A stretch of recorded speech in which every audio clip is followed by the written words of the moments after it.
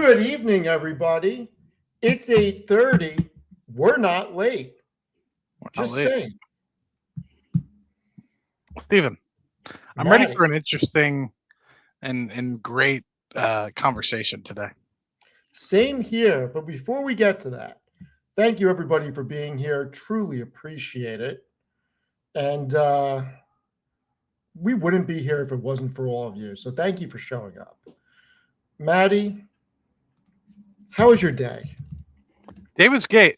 I feel like I'm skipping. Am I skipping? Is my camera skipping? No? I think you're okay. Okay. It looked like it was skipping for a second. But let me just try to adjust it for a second. While you adjust it, if everybody could please take a moment and read the disclaimer. We are not financial advisors. We are not your financial advisor. We just do a lot of research and make these videos for entertainment purposes and educational purposes only. Please keep that in mind. Do your own due diligence. And let's get on with the show. So, Matt, I have an announcement to make. Another one. What makes us so lucky, Steve? Amit will never be known as anything except for medium rare from here on out. Really? We get to the restaurant. I'm sitting there having a coffee. He comes in, sits down. He's like, let's order a medium rare steak. I say, you don't have to twist my arm. Did you get the porterhouse, Steve? Got the porterhouse for two. It was delicious, by the way. There you go. Delicious. I was very impressed. What was your favorite part? What do you mean? Was it the company? Was it obviously the porterhouse? I think the people next to us thought that Amit and I were out of our minds with the conversation we were having, but literally give us a sneak preview. No, I mean, obviously, Amit and I were just talking about stocks and all that stuff. So the people next to us probably thought we were out of our minds, but it was great. So I got a shrimp cocktail for myself to start. He didn't want any appetizers. I don't know why. We got a really big porterhouse for two, medium rare. He got lobster mac and cheese as a side. Good man. I got the garlic mash. From a kid from Jersey City. He's stepping up his taste a little bit. That inflation creep is coming in there. Got the garlic mashed, and then he did get the chocolate mousse cake for dessert. Ooh. I always have a second or third stomach for dessert. I'm not gonna lie to you. Listen, the dessert belly is much different than the dinner lunch belly. Two separate sides of the stomach. But I had to go back to the office, so I did not partake in dessert. I did have a cappuccino afterwards, and it was amazing. Now, I get the last thing I got to get him on is sparkling water. Good time. I should have known he's a still guy, so we did have a bottle brought out. But that's the last thing we need to get him on. It took me a while to get on the sparkling water train, and now that I've had it, I like it. Sometimes you just need a good sparkling water. So what I tell them is when they ask, I say, surprise me. What, between still and sparkling? Yeah, surprise me. I like it. I like it too. So yes, it was very good. When you're in New York, we have to go to Benjamin's. It was incredible. And I thought that I was taking him to the one that I previously went to. There are two Benjamins within two or three blocks of each other. And we ended up going to the other one that I have not gone to before. And it was amazing. They're 2 to 3 blocks from each other? What is one in Times Square? Or? No, the one we went to was on 41st and Park. And there's another one 2 or 3 blocks away. They took over some other restaurant and built it out to a second location. There you go. Yeah. That's why they call it Steve's. When are we opening up a steakhouse called Steve's? I mean, Steve and Matt's. I don't know. I don't really want to be in the restaurant business. And at that point, it's just going to be our live streams just constantly playing so that we can get ad revenue. Ooh, we could write porterhouses off.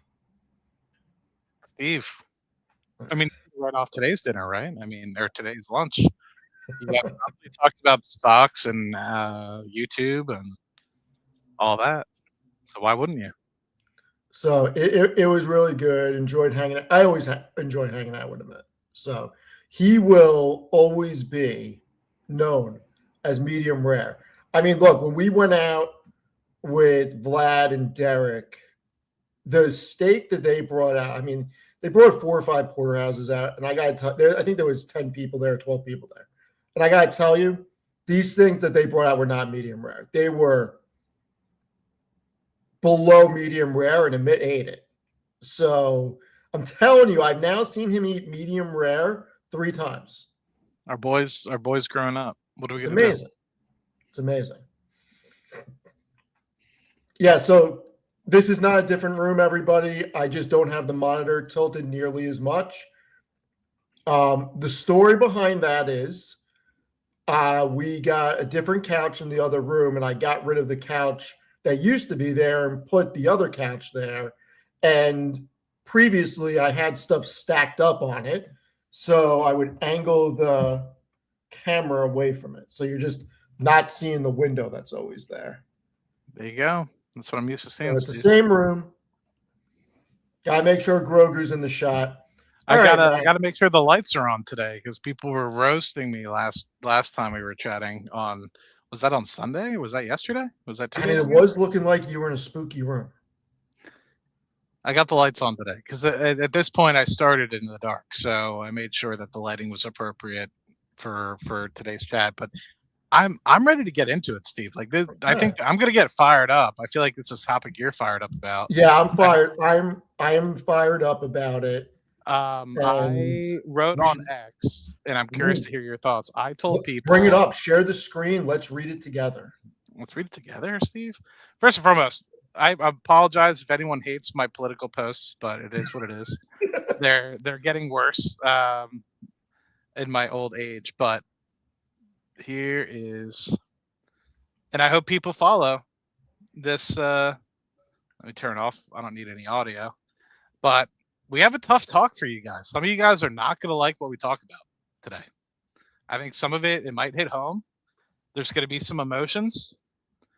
And this was serious. Bring a pen and paper. I think we're going to talk about some things that hopefully, if you write, my goal for everybody in this conversation, the thousands of people in this conversation that eventually listen on my channel and Steve's, if you write one thing down, I've made my goal for the day. So my goal for today is you write something down on a piece of pen and paper that you're like, holy shit, that's really smart. And you have a guy who is much more intelligent than me, which is Steve, talking about stuff that he knows. And I've been in this investing game for 12 to 13 years. So I by no means am an expert or an actual financial analyst or advisor, but just one person to another, if I could help you climb that learning curve just a little bit, that's my goal for today.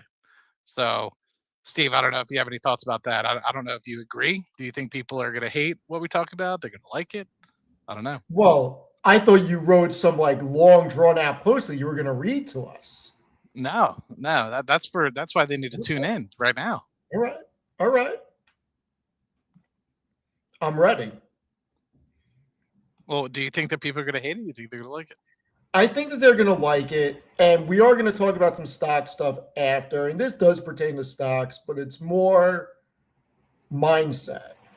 I got to shut this window. It's too freaking loud. Hold on. Steve's going AWOL. And I will try to take timestamps. We'll see. You know, I feel generous tonight. People keep bugging me in the chat about taking timestamps. So let's see. I need to be better. Something I got to get better about, too. Yeah, I see people bugging Steve about it, too. So let's see. This is 12/29/2026. Steve, I'll let you talk to people what you think. All right. What do you think is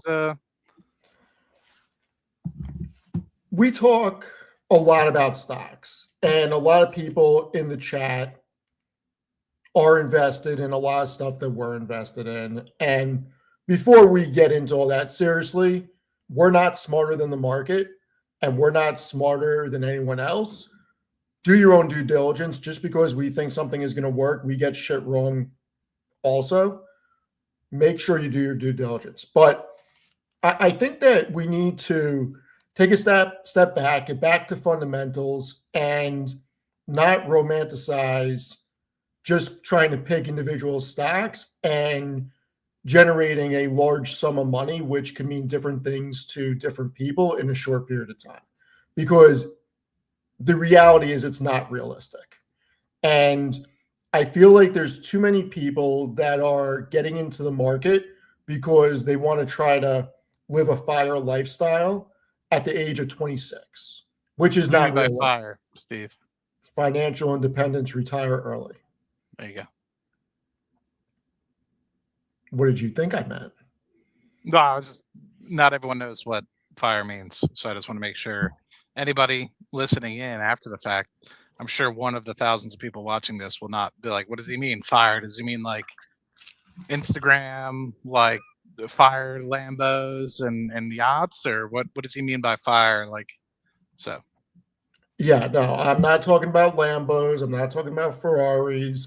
The reality is that a lot of people have gotten tremendous gains from companies like Robinhood, SoFi, Palantir, Rocket Lab, and I'm not going to disrespect it today. I'll call it by its real name, thank you. NVIDIA. The reality is that we've been in a stock market that is unique. And maybe we find some more 5 or 10 Xers along the way over the next couple of years.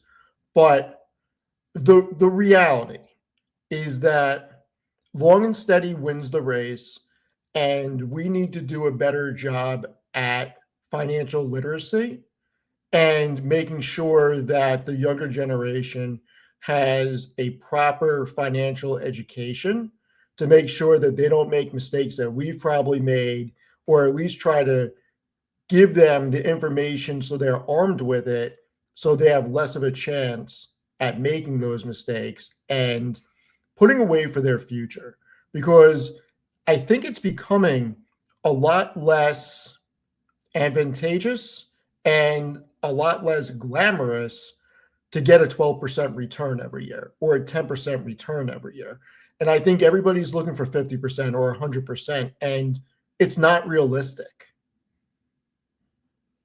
No, I think that's 100% true. I think people neglect to share the light on years like 2022, and they only share, oh, well, over the past however many years, I've been able to return X, Y, and Z, and not necessarily be able to shine a light on the bad times. And with those bad times, you really start to average out some of these good years. Like, I don't think people fully recognize a 20% down year can mean that you need to get 35% in terms of returns to be able to break even. And I don't think that people fully recognize that. So it's more realistic over the long term, 5, 10 years from now, that you're going to have a bad year that's going to erase a lot of progress. And how you take that in stride and how you get back up again is really important, because I saw a lot of people leave the market in 2022 and not show back up until the second half of 2024, and they missed a lot of gains because of that. And some of them were able to luck out, some of them were able to find the right stocks at the right time, but it's not necessarily about putting in $1,000 once. And the way I like to think about it is a whole bunch of things, and it's, I talk about this a lot. You really have to start with the end in mind in terms of where you want to get to, because that helps frame the reason why you're doing all these things, right? And not to say that these things can't change over time as you get more mature in your portfolio, or you mature as a person, or your dynamics change as your life changes. But the thing that I notice a lot of people do is they almost have squirrel syndrome, which is like every time they see an acorn, they feel like they have to chase it. And with that, you have a lot of inefficiencies. I've also heard of people referring it to as the soap. Like, the more you play with the soap, the less you have. Like, it just kind of disappears in your hands. And so I just want to make sure that people, get a little bit of a framework, like understanding where you're headed to and what you're doing on a monthly basis to add. And a prime example, I just got paid today, and a third of that paycheck I'm never actually going to see in my checking account.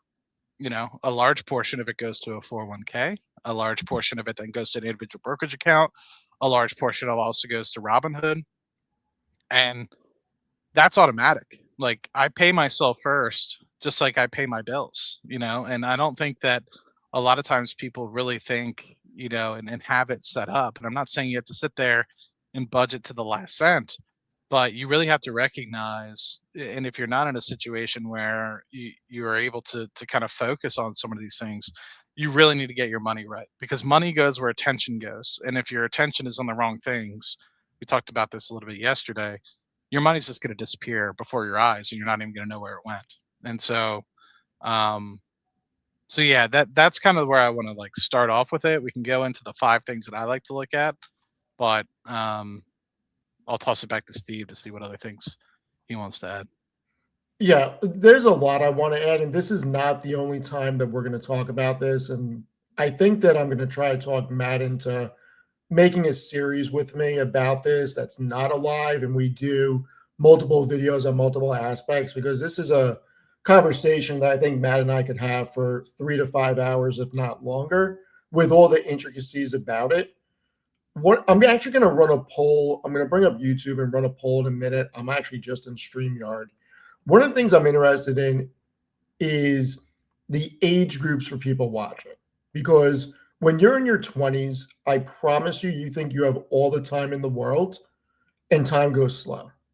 I know that when I was 18 to 22, maybe even 18 to 26, it felt like time stood still, even though I was doing so much, and it felt like I had all the time in the world. For the young adults out there, I promise you that will change. And I promise you, you do not have all the time in the world. And what you choose to do in your 20s has dramatic ramifications on your future.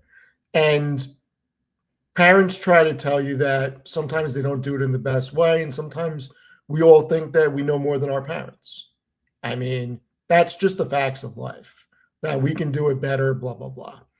Also, I think we need to do a really good job of showing everybody the reality of starting young, even if it's not a lot of money and it seems irrelevant, but what that can turn into and gradually increasing it as you make more money, as you grow throughout your careers, or you pick up a side hustle, or you work a second job, or whatever it is. As you get older, most people will likely earn more money. And when you do that, instead of having lifestyle creep in, I would rather the opposite and more money getting put away, because the power of compounding when you're in your 20s and 30s is so powerful. The last thing you want to do is be in a position when you are in your 40s or 50s and have to play catch up because you are so far behind the 8 ball. And I promise you, if we have a market the way that we have had for the past 20 or 30 years, if you take one tranche of your money, and I'm sure people have heard me talk about this, that I have different sections for my money. I have my cash section, I have my S&P 500 section, I have my individual equity positions, and then I have my dividend stuff. What I do is proprietary to me. I'm not saying it is the best. I'm not saying it is the worst. I am saying that it works for me. And I think everybody has to find what works for them. Matt and I have a similar stance on S&P and how our retirement money is set up. But that retirement money, in my eyes, is a hedge against myself and a hedge to make sure that if I blow up my personal accounts in the short term or even in the long term, that when I retire, I am not going to have to worry about anything. And really getting everybody on that idea of putting money into an S&P or a total market fund. If you want to do some type of different fund, I know Chris likes the Contra fund, which is a very good fund, but a high quality mutual or ETF over the long term is a great tool to build wealth, and wealth is not built overnight. And look at this, medium rare is in the chat. I'm Medver. not sure. I'm not sure if Amit heard the beginning, but he will forever be known as medium rare, and he should just go ahead and change his name to medium rare. He's spilling all your beans that you told him at lunch today, Steve. I mean, it was a good lunch. But no, So, Matt, what do I you hear think you, about what I right? said? No, I think it's brilliant, and I think I hear you, and I think a lot of people need to realize, like, how often are you going to be able to stumble upon a Palantir, Rocket Lab, etc., and be able to put enough money in within 18 to 24 months where you actually can retire, right? I think that the people that have been fortunate to retire, people that I know that have been able to fortunately retire off of these great movements, already had a nice foundation that they had already invested, and they needed that little extra umph. So they're talking about shaving years off, but not shaving off an entire life cycle of investing in the markets, right? A lot of these people that I know were able to shave years off, but not completely get rid of this entire movement of being able to put money in over time. I'm investing now since when was it? Really like 2012, I guess, for like real 2013, maybe more seriously. And I've just now gotten to the place that I've gotten to. It took a long time, and I am a high income earner. Like, I don't want to be too specific about, financials or anything like that. But when it comes to that, like it took a lot of income savings for me to be able to get to a place where I am today. And it wasn't something that happened overnight. Um, and I think that that's something that I tried to justify or at least say in the beginning, which is a third of my money, if not more, is immediately going into investments that I've kind of set up. And I'm 100% with Steve. I kind of use my S&P 500 slash um, 401k as an oh shit fund, where it's like I'm constantly putting money in so that if everything else fails, I'm still able to kind of be there. And I've kind of set up where, to me, I make sure that I get a company match in there and taking advantage of a company match if I have one. To, in the case of, let's just say all else fails, I still have that opportunity to kind of lean on in the case of of bad events, and say some of these stocks actually go to zero, which I don't think will happen, but you never are too sure. But I look at it like that. Like, I look at building up different bricks of a foundation of my financial house. And you can't build a financial house or a portfolio in this case without having some sort of plan. That plan can change. The plan will change. You'll want to put, a dishwasher where you thought you wanted to put the stove, but it does it's at least something that you can put and hang your hat on to know, actually, that's not for me, or, oh, this guy wants to do like Steve all the time. He talks about how real estate and how I'm into that. Steve doesn't like the real estate thing. He's acknowledged that it's a blind spot, and he's okay with it being a blind spot in his portfolio because he likes the liquidity of the stock market. And that's something that people need to realize, right? Like, if you're getting involved in something like that, you need to recognize the pros, cons, how does it fit into your portfolio, and you either need to accept and digest it and be like okay with that, or if you don't, figure out maybe it is something you're into, but be honest with yourself. Just because somebody else is doing something doesn't mean you need to be doing something. Um, just because you see somebody wheeling stocks doesn't mean you need to be wheeling stocks.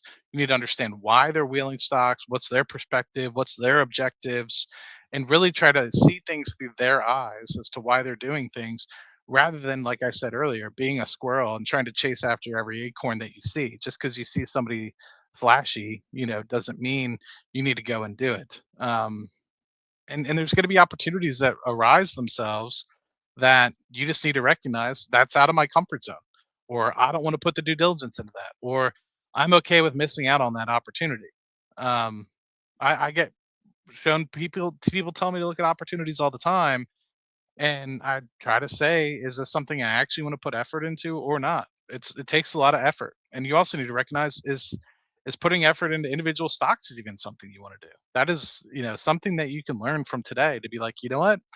Maybe I don't actually want to put in all that time into stocks. It's something I learned very early on, which is I was investing in 30, 40 stocks at one point, 30, 40 different companies. And I was like, I can't keep up with all these quarterly reports to make an actual, physical effort to understand what's going on at each one of these companies where I can feel at least somewhat in control and have some sort of margin of safety and at least some sort of edge comparatively to others in the market. So I shouldn't invest in them.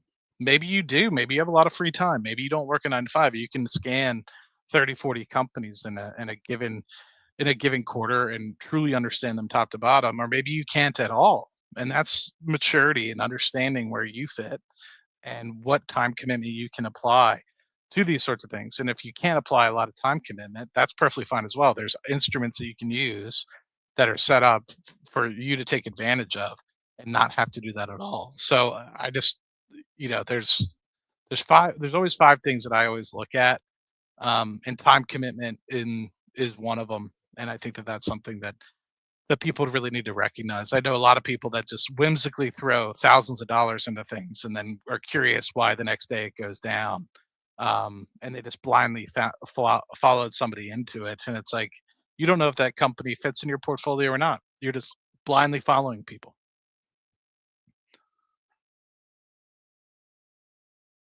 You're on mute, sir. I apologize. I'm going to end the poll here. We had 189 people answer it, so thank you very much. 20% were between 18 and 30.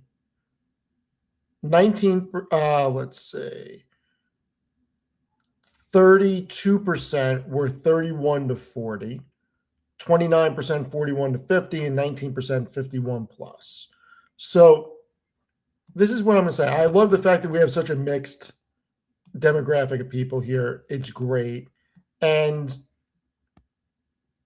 there is so many different ways that we could go down. So that's why I say that I really want to get with Matt offline and streamline this and make separate videos about separate things. But just as a very high level overview, and this is just my opinion, you can find very smart people that will have a different take, and that take works for them. There's nothing wrong with that. You can find very successful people that have a different take that will tell you to consolidate into one idea, which has worked for them, or consolidate into two ideas. I get it. This is, once again, what has worked for me. And if I had to do something differently, and what I would tell my nephew, that's how I'm looking at this. And when you get, for even in the younger stage, when you get that first summer job, start making a mindset to put money away. Easier said than done, I know, especially when you move into 18 to 30. You're going to college, you have debt, don't have a lot of time to get a job, and you have a lot of expenses. I completely understand that. Matt said something that is so important, paying yourself first. I don't care if it's $5 out of your paycheck or $10 out of your paycheck. Just get in the idea of paying yourself first. The reality is that if you can sit down and write down for a full month how you spent money and how those places got you to spend money, and think about what's necessary and what's not necessary, because I promise you, it may not be fun becoming frugal to a degree. It may not be fun not going to the bar if you're younger, but I promise you, when you're older, that stuff's not going to matter. And when you get that first job, a lot of people love Dave Ramsey. I think he's a really smart guy, and I think that his advice helps so many people. But I disagree with some of the baby steps, and I disagree with 7. I think there should be more. One of the biggest things, in my opinion, is when you go to work and you enter into a career where you have a 401k plan or a 403b plan, and you are in a position where you're going to get a company match. invest up to the company match. If you even if you have to forego certain things that are entertainment. Now, when you're later on in life, that's different. Starting out, that is free money on the table because you're never going to get that back. And if you're lucky enough to get into a career 25, 26, 27 before you're 30 with a company match, you are so far ahead of the game because those younger years are going to allow you to compound that so much further over decades. You never get that time back. So starting earlier is the most important thing, in my opinion.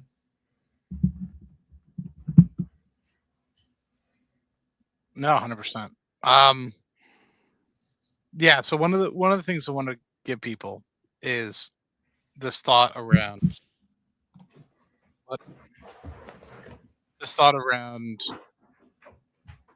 wanting to moon, right, and wanting to get 100% rate of return. Well, 100% rate of return on $1,000 is going to increase it to $2,000, and it's really not going to make a big difference in what you're trying to do. And one of the key things that I try to tell people is I see so many people saying, "Matt, I have $1,000. How do I get to $1,000,000?" It's like, well, in that respect, you're 1,000 extra money, and you know how difficult it is to 1,000 extra money? Not 1,000%, 1,000x, right? You have to add 3 additional zeros to the portfolio. It's nearly impossible. But if over time you're able to scavenge away and get 1,000 or $100,000 into the portfolio, then you only need to 10x your money, right? It makes it much more simple. And so it's able to be done, piecemeal over the course of time rather than hyper focusing on one particular investment.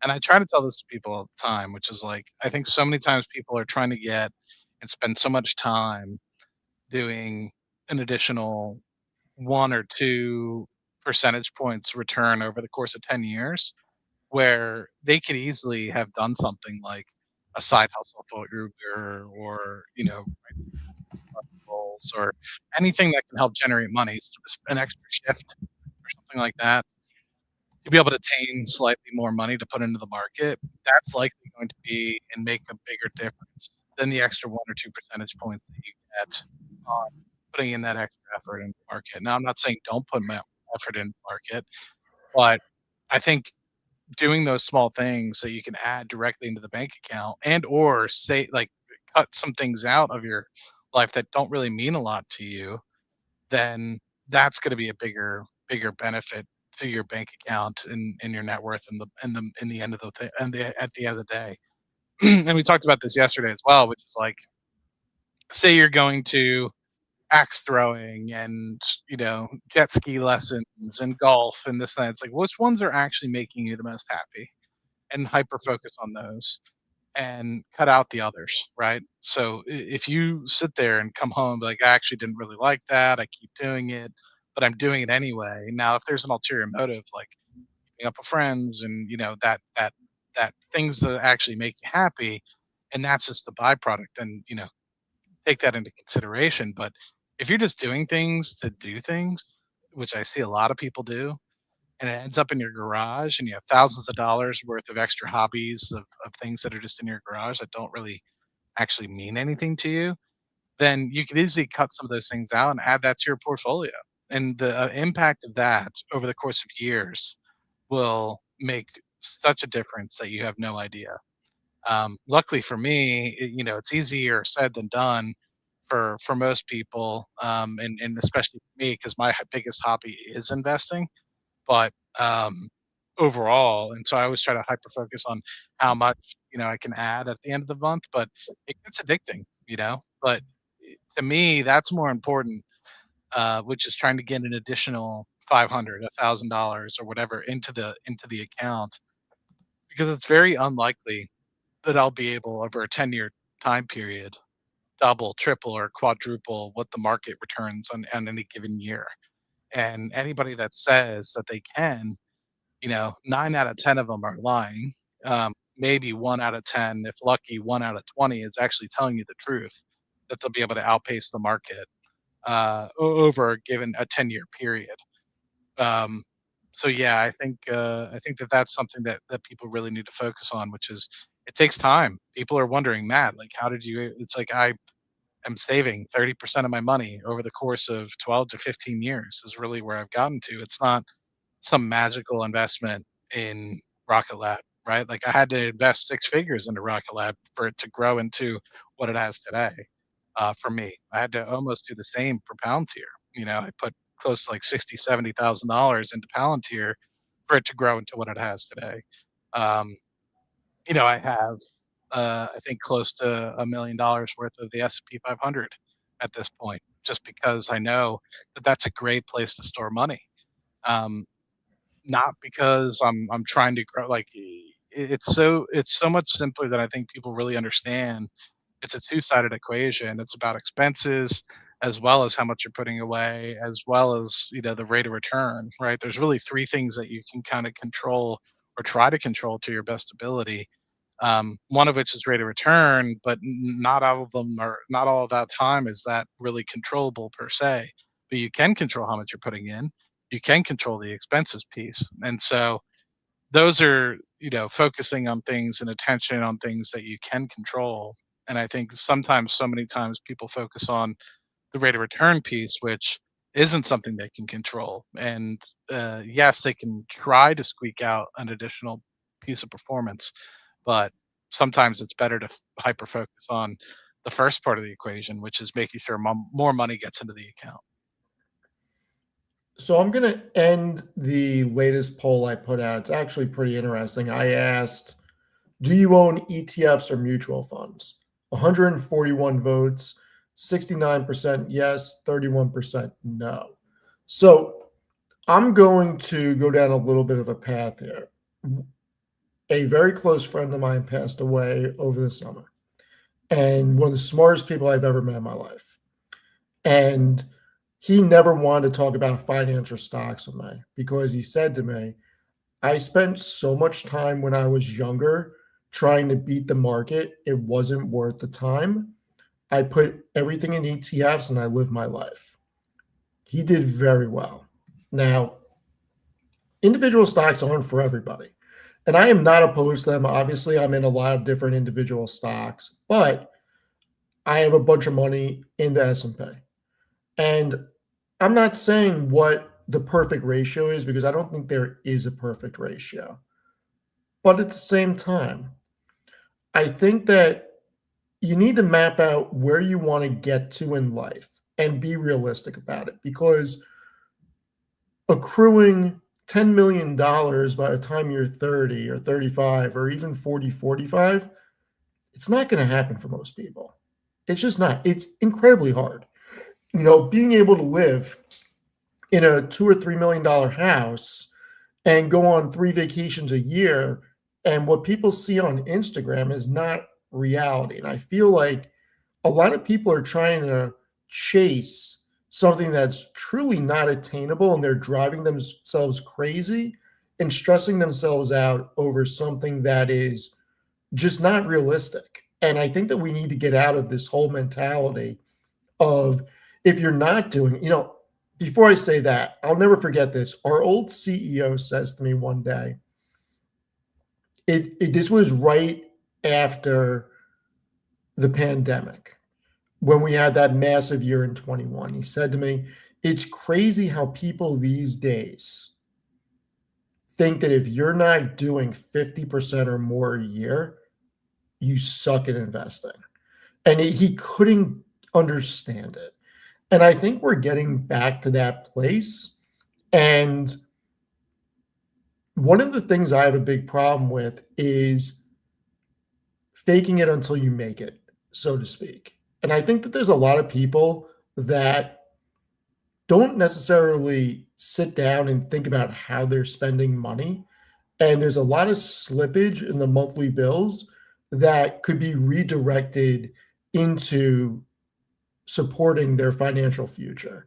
And I think that that's something that myself, I've had to do it. I think everybody's had to do it at some point and really look at it and make a real plan and figure out how they're going to get there. For me, it's always been about being able to retire and not worry about money. That's the end goal. And I think with most people, now, obviously, saving for a house, there's life events, you have student debt, there's all sorts of things. But the reality is, it takes a long time to amass a large amount of money.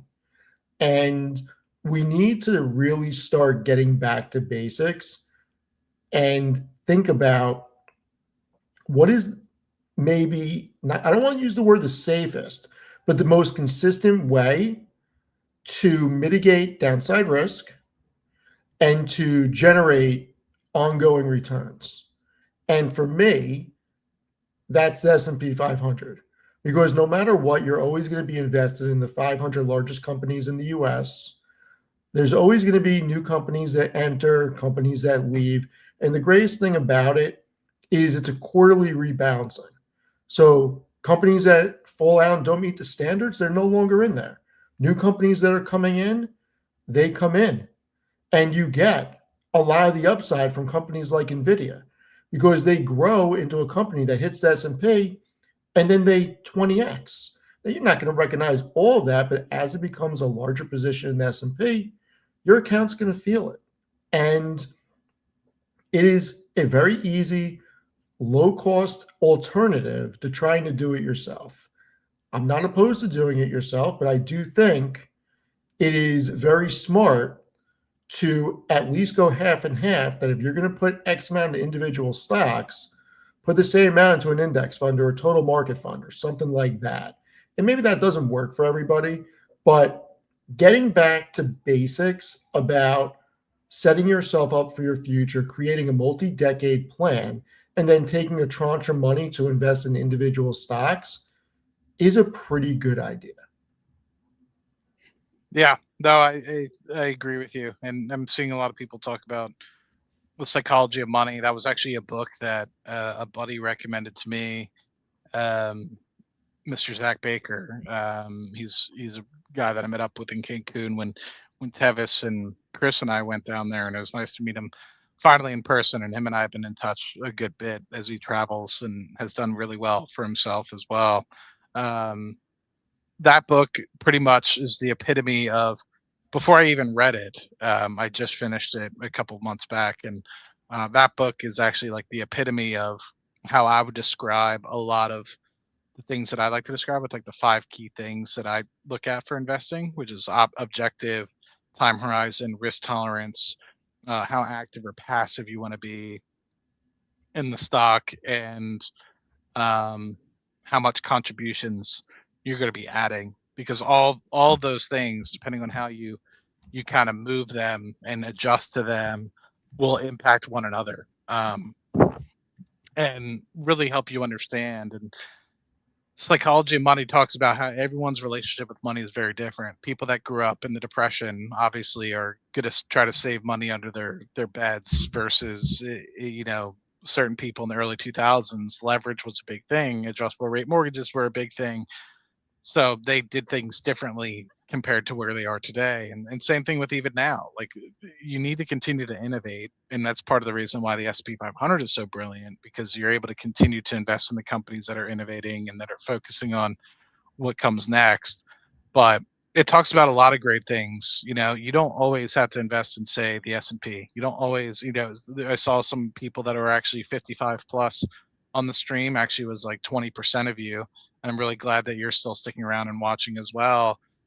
Some of you guys might be retired at this point. You don't need to hyper focus on maybe the S&P. Maybe you need a little bit more with respect to just ensuring that 4% of that portfolio you're able to use for groceries and things next year. So you might have it in a high yield savings account, and hyper focus on making sure that you don't lose money comparatively to potentially trying to get a 10 or 20% rate of return. And so it's about knowing where you are in your life cycle, and it's about knowing where you need to get to be able to be called enough. And I think that that was a piece that was really well hit as well in the book, The Psychology of Money. It talked a little bit about a gentleman who was worth over $100 million, and he ended up getting caught, um, you know, played it very clean, was able to do really well, and was a really good businessman. But he ended up hearing some insider information and made stock trades off of it, and he ended up getting locked up for 10 to 15 years. It's like, well, why did you need to do that? Like, you were going to make maybe like half $1 million, and you already have $100 million. Like, why put at risk, some of those things to be able to get yourself just that little bit? Like, are you that greedy, where you need to make that trade? And maybe some of it's the thrill of the chase or what have you, but it just goes to show you that there's different lengths that you need to go to on every facet, right? Or do you want to be actively investing in terms of, can you day trade? If you're working 9 to 5, I'm just going to be out here and tell you straight up, you shouldn't be trying to day trade, right? Like, there's small things that you can do to save yourself the headache of making mistakes that can cost you years in terms of your financial future. Um, that hopefully, having conversations like this and actually sitting down and thinking through them with thought rather than being whimsical and chasing an acorn, um, will potentially save you years and get you further up the learning curve, and getting you closer to building your financial house. And so, yeah, I'm not exactly too sure if you want to climb down specific examples, or go Yeah, line by line on for the 5 things that I like. I don't know if you have, like, you talked about the baby steps with Dave Ramsey. Not sure if you have your remade steps or not, or if you just want me to kind of go down my 5 key things that I like. I have an outline. I want to add something and get the calculator out, and then we'll go down your steps. Because Yeah. I really want people to see the examples, but a lot of people that are in the chat listen to Amit regularly, okay? And they've heard me say these Who's 3 that? words, some guy who, eats medium rare steak now. You mean medium rare? I mean medium rare. Okay, got it. And, he has an amazing show that he does twice a day. And a lot of people hear me on there. For new people, they think I may be joking. A lot of people that have listened to him for a long time know that I truly mean it when I say that I do not care. And I say it from a position of not caring because I've put myself in that position. And when the markets were going down in the spring, it felt like the sky was falling. And Amit would call me, medium rare would call me, and I would get on the stream in the afternoon driving through the city, and everybody would be freaking out. And I would say, I don't care because it doesn't impact my life. Because the money, the big thing that I believe, if you're going to invest in the market, you have to look at that money as gone. You cannot depend on that money.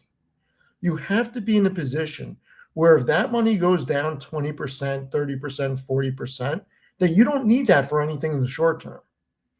You have to be in that position. If you can't afford to lose the money, you should not be investing it in the market. You should be putting it in other things. And if it's going to keep you up at night, being down those numbers, you need to rethink why you're investing or how you're investing. But when the market went down to 4,800 or 4,850, wherever it was I wish. extremely easy because I don't need to withdraw the money that I'm putting in the market to live off of. I don't need to run a wheel strategy to live off of. I don't need the dividends to live off of. You know what I mean? I work, my wife works, we do okay, and we have income coming in. But being in the position of I don't care truly means that you can ride it out. And when you look at just a traditional S&P over the past, say, 95 years or so, it's been up roughly 65 to 70% of the time. Now, this is a much different market than it used to be. So I'm not putting as much stock in what happened in the past because pre 90s, you did not have technology driving this market. Technology has driven the market, and it is not a market driven by manufacturing or anything else. But if we take that aside and just look at the data shows us that we have only had two periods in the past 4 decades where the market has been down for 2 consecutive years. You can count this right here as two periods because you have 2000, 2001, that can be counted as one period, and then 2001 to 2002. Now, you had several things happen then. You had the dot com blow up, and you had 9/11. We were in war. It was not good. I remember that period. It was horrible. And those things can happen. Besides that, you have to go back to 73, 74 to get two consecutive down years. Ultimately, GDP expands. And if you believe in the American economy, if you believe in the global economy, and you believe in productivity, then companies are going to expand their earnings. If I bring up a chart of the S&P's earnings over time, it has gone up and to the right. And when I look at this, I think, man, it's been a great time to be in the market. Even if you're younger and you started investing a decade ago into the market, you have a flat year down less than 1% in 2015. You have 9.5% up. You have 19.5% up, down 6.5 or 6.25. Then you have up almost 30%, up 16.25, up 20, almost 27%. And then you hit 2022 down 19.5%. And then almost 25, almost 20, or just over 23. And then this year, probably going to end out around 18. These are awesome gains. And being able to put into an S&P 500 index fund every paycheck, like Matt said, which some people is twice a month, depending on what the duration of your company payments are. But it does wonders over the long term. And before we get into Matt's 5 things, I want to get the investment calculator out and just run through several scenarios to show you how much money you could potentially get with just an average rate of return over time with different denominations going in every 2 weeks. Matt, when you see these gains, do these look exciting to you? Because they look exciting to me. With the annual? Yeah, just where Fire else, me up. where else are you going to put your money that has a track record of not really being down too much? And remember, when I say I don't care, it's because if we have a bad year, a bad 2 years, I don't need to pull that money out. And I can keep putting in, buy on a dollar cost average, acquire more of something I want to own more of at a lower price, get the dividends and reinvest them, get that company match, and let it compound. I mean, how do you feel about that, Matt? No, I mean I wholly agree. Um I think it's been fortunate that we've been able to witness some of the best companies in the world really show up when, until more recently, international stocks really lagged. And now, this year, international stocks have done extremely well. But before then, it was really just the S&P really dragging things along, and more so the top 50 companies that are dragging things along with them. And so it's just been a beautiful sort of actively managed ETF, if that makes sense. I mean, not active in terms of like actual advisors managing it, but it is in to an extent that the Standard and Poor's committee does look after these companies that say, hey, which ones are increasing, which ones are decreasing in terms of value, and making sure that, if one of them gets hit by a black swan event, it immediately gets kicked out within a quarter. So you don't have to deal with the entire implosion of an entire company. It gets replaced, and companies that are lackluster or waning, they get removed. So it's awesome that we kind of have this ever built, or sorry, evergreen sort of economic machine that we can kind of trust and has really good. I mean, is it perfect? No, nothing is perfect, because there are companies in there that I would love to actually see in the S&P 500 that aren't, like Cheniere and several others. But they do a better job than anybody else in the world in terms of being able to get this together. And it just goes to show you that, at least for now, yes, there's problems with the US economy and potentially politics and corruption within here in the United States, but overall, it works way better than most places in the world. And we sometimes get in our way, but most of the time we get out of our way and allow companies to really develop and grow into great businesses. So I think it's awesome. There's also a lot of chat about dividends and buybacks, et cetera, being a large portion of returns. And yes, to an extent, but at the same time, you do have large amounts of innovation going on, like Tesla, like Rocket Lab, so many companies that have really bootstrapped their ways that have yet to really pay any real dividends, that have generated massive amounts of wealth. Think Amazon as well. I don't think Amazon really has done any buybacks as of yet, and I know for a fact they have not had any dividends.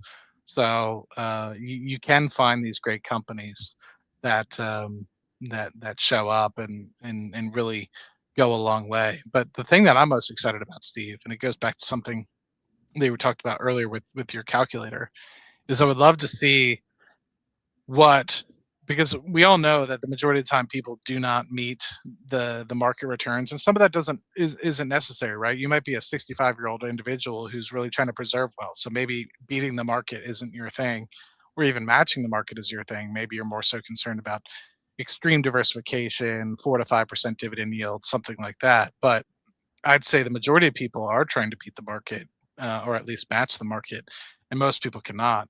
And so I'm kind of curious, in your calculator, if increasing by 1 or 2 percentage points versus, say, being able to add an additional $200 to $300 a month is actually going to outpace.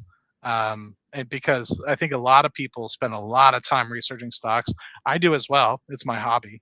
Um, but at the same time, I put all the money I make from YouTube, everything that I make from every other auxiliary piece of side hustle money, back into the stock market. Um, Really, I just use my individual salary to live off of. Um, so anyway, I'm kind of curious to see at what point does it kind of bend over? Is it like after 4, 5, 6, 7% of actual increases annually that you're better off, or is it something like only 1 or 2%? So Yeah, I'm going to get it up in a sec. Once again, thank you everybody for being here. Really appreciate it. I'm seeing a lot of the regulars here. Really appreciate all the support. Rambler, Chels, Ray, Michelle, June. I mean, just seeing a lot of people here. We really appreciate everybody hanging out with us and listening to us. And this is why we do this, because we enjoy interacting with everybody. We're not really going down the question route right now. I have made a mental note of a lot of questions that have been asked that are great questions that I'm going to try to get to a little later. And so keep that in mind. We will circle back to some of these. Matt and I have been talking about wanting to do this for a while, and we're going to continue to do stuff like this because we go down the rabbit hole of individual stocks a lot. And I want, for me, I have a vendetta against the educational system. I hate it. And I'm not afraid to say that. I think that we really do a disservice to a lot of people. So I'm trying to figure out a way to help the younger generation. So I got to think more about this. But medium rare, you did not have to do that. This guy, thank you oh, very mid much. rare, the myth, the legend. Medium rare did not have to do that. Thank you very much. And Keith, Thank you very much. Appreciate it. JZ1, thank you very much. We are not starting a daycare center, sir or ma'am. Not happening. But What about a Leering Center, Steve? no, I don't want to get into any of this stuff. Okay, So sorry. let's really take a little bit of a step back and let's just think about this. You don't need to have a degree in economics. You don't need some fancy degree. You don't need to be an accountant. You don't need a degree in finance. You don't need a master's degree to take control of your future. You don't need any of that stuff. You just have to be sensible and realistic.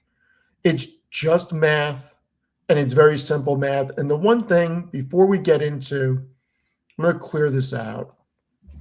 The one thing that I want everybody to realize is we're sitting on the greatest era of investing, not because of where the markets are. Medium rare. I'm bringing up everything and saying thank you to everybody. Thank you very much, Adam. Really appreciate it. So,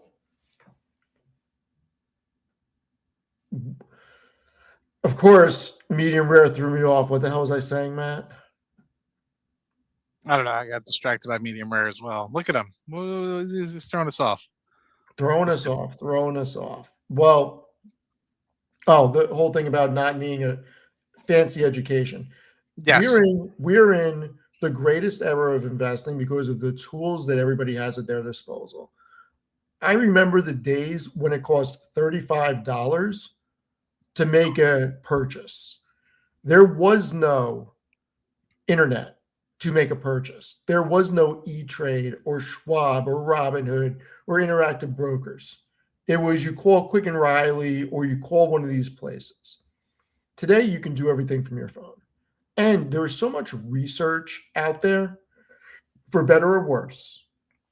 And everybody has access to these tools. And at the very least, I'm going to link the calculator that I use because it's a very simple calculator. And please play with it and figure out where you want to be and figure out what you need to do to get there. So we're going to play with a couple of scenarios right now. So the first one that I want to show everybody is if you start with no money, okay, and you give it, if you're, let's just say you're 25, you get out of school, you went to college, and you now have 40 years until retirement. Retirement's 65. So you got 40 years, okay? If you get a market rate of 11%, and that's just under, right now it's about 11.6 average, and you do $100 a month. To some people, that's a lot. To some people, it's not. Especially when you're younger, that can be a lot of money. But if you were only to do $100 a month for 40 years, you would end up with $732,000 off of $48,000 of contributions. So let's think about this. The first 5 years of investing, let's say you're going to grad school, you're working 2 jobs, whatever it is, whatever your scenario is. And for the first 5 years, okay, you're only able to put in $100. After 5 years, you will have $7,843.05. So let's put that in as your new starting amount, okay? So we're going to start off with that. And now, for the next 10 years, you're able to kick this up to $500. Oh, big money, Steven. Okay? So now you have 127,000. I love that. All right? And we've burned 15 years. But hold on, this is a really important chart on the bottom, right? It is. So like even at 11%, like this is what I'm trying to tell people. Imagine you had just started off without any additional contributions, how small that amount would be. But yet look at the contributions piece, right? Like you can control the contributions piece to the majority of it, right? Like I know so many people that just say, "Oh, look how much money I have left in my checking account. Let me just go spend it." but a lot of that is really just coming from contributions. So I just try to iterate to people that consistent contributions are extremely important. So let's say, so we're at 15 years now, okay? Let's say you're 40 right now because we started at 25. We did 5 years, then 10 years, okay? So we got 25 years left before retirement. Let's say for the next 5 years, you're able to kick this up to 1,000. Okay. Hit me, Steve. Now you're at 293, 384,071. And let's say now you're in a position where you can max out based on the current numbers for the rest. So we got 20 years left. Okay. Now we're able to put 2,000 a month in. You're going to end up with $3.98 million when you're 65, based off of these numbers. So it is possible to start with $100 or $50 or whatever it is. And then as you have more earnings power, as long as you're not letting lifestyle creep get the better of you and you plan for your future, I just created a scenario where we went from 100 to 500 to 1,000 to 2,000 in the calculator, which could be realistic for some. It may not be realistic for other. That's why I linked the calculator, but you can create a scenario and learn what you need to do in order to get to the number that you need. And when you get to a number like this, okay, you may decide, you know what? Once I hit a certain number, I'm not putting anything else in. Let's say you're 30, okay? Let's say you start with zero, but by 30, you're in a position where for 10 years, you can put $2,000 a month in. Now you got $421,180.66. And now you say, I'm going to turn it off. No more contributions. You're 40 years old. You sacrificed for 10 years to get to that point. You got 25 years left. You go from 30 to 40 to get there. What do you think this number is going to be, Matt, when I hit calculate? 2.5. 5.7. Wrong again for me, Steve. I'm just saying that so many people are focused on individual stocks, and I don't think that we do a good enough job really grinding it in that there is a whole other side to investing, and thinking about retirement is a great thing in addition to playing the individual markets and having this as a backup fund. I mean, look, if you're lucky enough to be in a position where you can get to 421 after on a starting amount and still put in another $2,000 for 25 years each month, that goes up to 8.6. Not enough, Steve. It can become huge money. And I don't think people play enough with these calculators. Why am I I still? mean, if you start at zero and you put 2,000 each month in for 35 years, and look, that would mean from 30 to 65, you would need to put it in. You get roughly 8.6. Now, maybe you want to retire early. Maybe you don't need 35 years. Maybe you need 26 years. And you start at zero. You can still have over $3 million. And think about what Matt said. Look at the amount of interest that accrues. And the biggest thing on $3 million, look at what the annualized interest is. You start thinking about, okay, 318,000. And we all know the market is not linear. It doesn't go up like this, but the up years account for the down years and balance everything out. You'll still be able to pull out 150, 200 grand and still grow the account. So at what point do you need to not worry anymore. So I think that we really need to think about, you know what? At $3 million, I can live a pretty damn good life in retirement on just what's being made on an annual basis without necessarily pulling down on the principal. Mhm. And I think So, a lot of people are. I'm actually seeing some surprising comments like 11% is not guaranteed. Well, I see people all the time being like, you can guarantee 15%, you can guarantee 20, you can guarantee 25, just based off the most recent couple of years that we've been able to see. And I'm actually pleased to see somebody say that 11% is not realistic. Like I'm actually surprised that people are legitimately in the chat piping up and being okay, like, so let's do this. actually being something realistic for once versus so many times I've seen Right? people be like, you can get 30% a year guaranteed. And it's like, come on, guys. How about So, 7%? oh, I would love 7%. How about 7%? 1.7 million.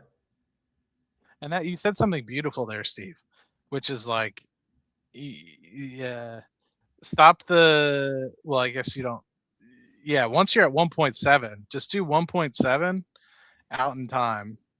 Um, and so starting amount of 1.7. And like, I would love to show people at 7% interest, like, uh, what they'd be able to potentially get to. And this is kind of what I'm showing. It's just like For once you how kind many of get to years? it doesn't matter. What's more important is to show the people like what interest you're getting, and then if you just remove the Oh, you're contributions. getting 110 grand on one Well, I on guess some. yeah, that's I guess what you yeah. So you're getting like over 100 grand. It's like that's that's wild, right? In terms of return. So if you think about it, you'd be able to pull out, you know, 50, 60, 70,000 coupled with Social Security if you think Social Security is going to be there, or if you have a pension or something like that. Say you're a teacher and you have that ability to get something, then you know you can easily start at the end. Like I was talking to somebody the other day, and they're like, "We need 150."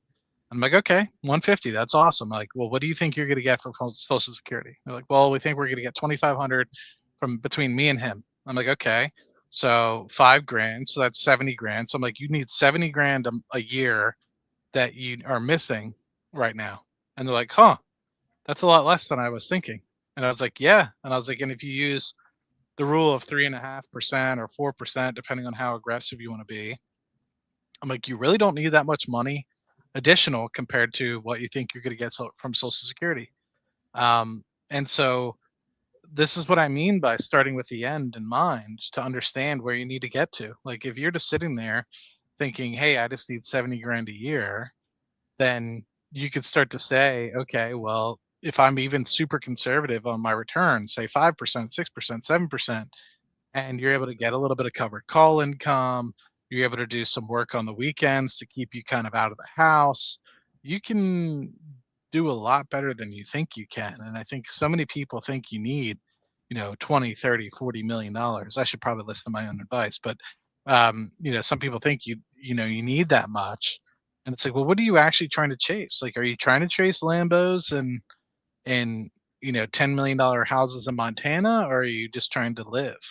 And make sure that you can be on your phone all the time, and watch stuff on Instagram, and once or twice a year take a vacation. So Spencer, thank you very much. Really appreciate it. And look, I get it, everyone. Get returns are not guaranteed. Everybody knows that. These are the raw numbers, okay? Since 1957, okay, the average annual rate of return is 10.56% for the S&P 500. That is a very long track record for returns. And if we look at a shorter term basis, over the past 20 years, which includes the financial crisis and every other bad thing that has happened, we are at a 9.05% compound annual growth rate. Over the past decade, we are at a 12.89% compound annual growth rate. Over the past 5 years, which includes 2022, Liberation Day, 13.77%. So gains are not guaranteed, but we are just not in an environment where 7% is the norm. It isn't. Going back to 57. And I don't know where we're going to be in the future, but there is a decent chance that we are going to stay at 10% or above over a long duration. So you can build a more conservative model and use 5% or 6%. That's fine. I am going by where the numbers are showing us we are at now. And I'm actually under where we are over the past decade. And myself, I believe that we will replicate or do better. But instead of using 12.89%, which is the growth rate over the past decade, I'm using 11% because it's a little bit higher than where we are since 57, but not even 1% higher. So just keep that in mind about what the actual returns from the S&P are. Can you do one more test for course. me? I wanted to check if you start, let's just say at $1,000, not even, let's just say starting at zero, and let's just say you add, let's just say $100 at 7% for 30 years. 100 per month? Yeah, 100 a month. So just go with that. So it's 116. So what is it if you do an 8% rate of return? So it's 117 at 8%, it's 140. Very good. So remove the 8%, make it back 7%, and then make the additional contributions $200 instead of 100. And that's what I mean, people. Like that's what I'm trying to get after. Which is that people need to recognize that, and I'm curious now to get to, let's just call this 234, go back to additional contributions being 100 for 30 years. And I'm curious how much you need to beat the market just instead of to be able to get you an additional. So make the additional contributions $100 again. I'll remember 234,000. So make the return rate 9% instead of 8%. You're good? Yep. You still underperform. What about making it 10%? You're getting closer. Still underperform. What about 11%? You're just over. So you need to get an additional 4%. This is something that's important for people to. You need additional 4% return, right? Which is difficult. Imagine trying to beat the market by 4% over the course of 30 years. That's very difficult to do, right? Just instead, you could just add an additional $100 a month and be able to get about the same amount of money. Like, think about that for a second. Like, I think that that is extremely important for people to recognize. It's like, you could try your best to try to hyper focus on something that you may or may not be able to control. But I guarantee some of you guys can find $100 under a mattress somewhere and be able to put it into the market every month. And if not, pick up an extra shift or do some side hustling or whatever. Like, to me, sometimes I think so many people can hyper focus on trying to outpace the market when they really just need to get their fucking money up and realize that, you know, you can be better about adding more money to the market and you'll get way further that way, something that you can guarantee. And instead of buying extra this, extra that you don't even care about, and you're just trying to keep up with the Joneses, if you just save that extra $100, then you'll be in a much better place than trying to outpace the market. And you can just say, okay, instead of me spending all this time, you know, and granted, take this with a grain of salt, because I love looking at the markets just like everybody else. But this goes to show you, it's just like, this is why Steve puts his money in the S&P. This is why I put my money in the S&P. It's an oh shit fund that it's like, if all else fails, then, you know, it'll get solved.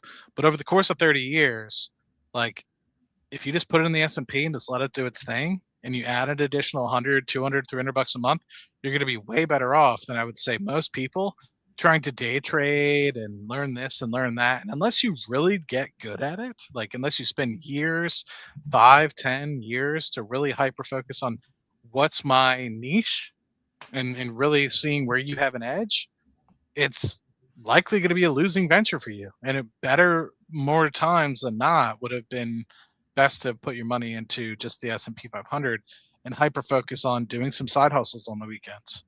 So, and I try to iterate that to people, and I found that out very early. Like I was able to stumble into small venture, which was able to get me like a couple $100 every time I did it. And it required a lot of niche like work and things like that.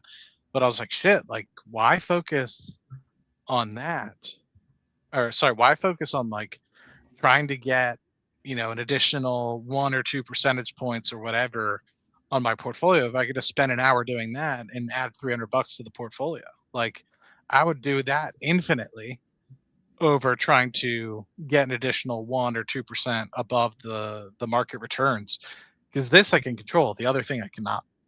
And so, maybe you have it, maybe you have something that you can knowingly outpace the market by a couple percentage points, then all power to you. But I would say the average individual listening to this, of thousands of people that will listen to this, it's likely better for you to just add an additional $100 to the market every month than it is for you to try to hyper focus and find stocks that potentially, maybe not even guaranteed, but potentially might outpace the market over 10 years.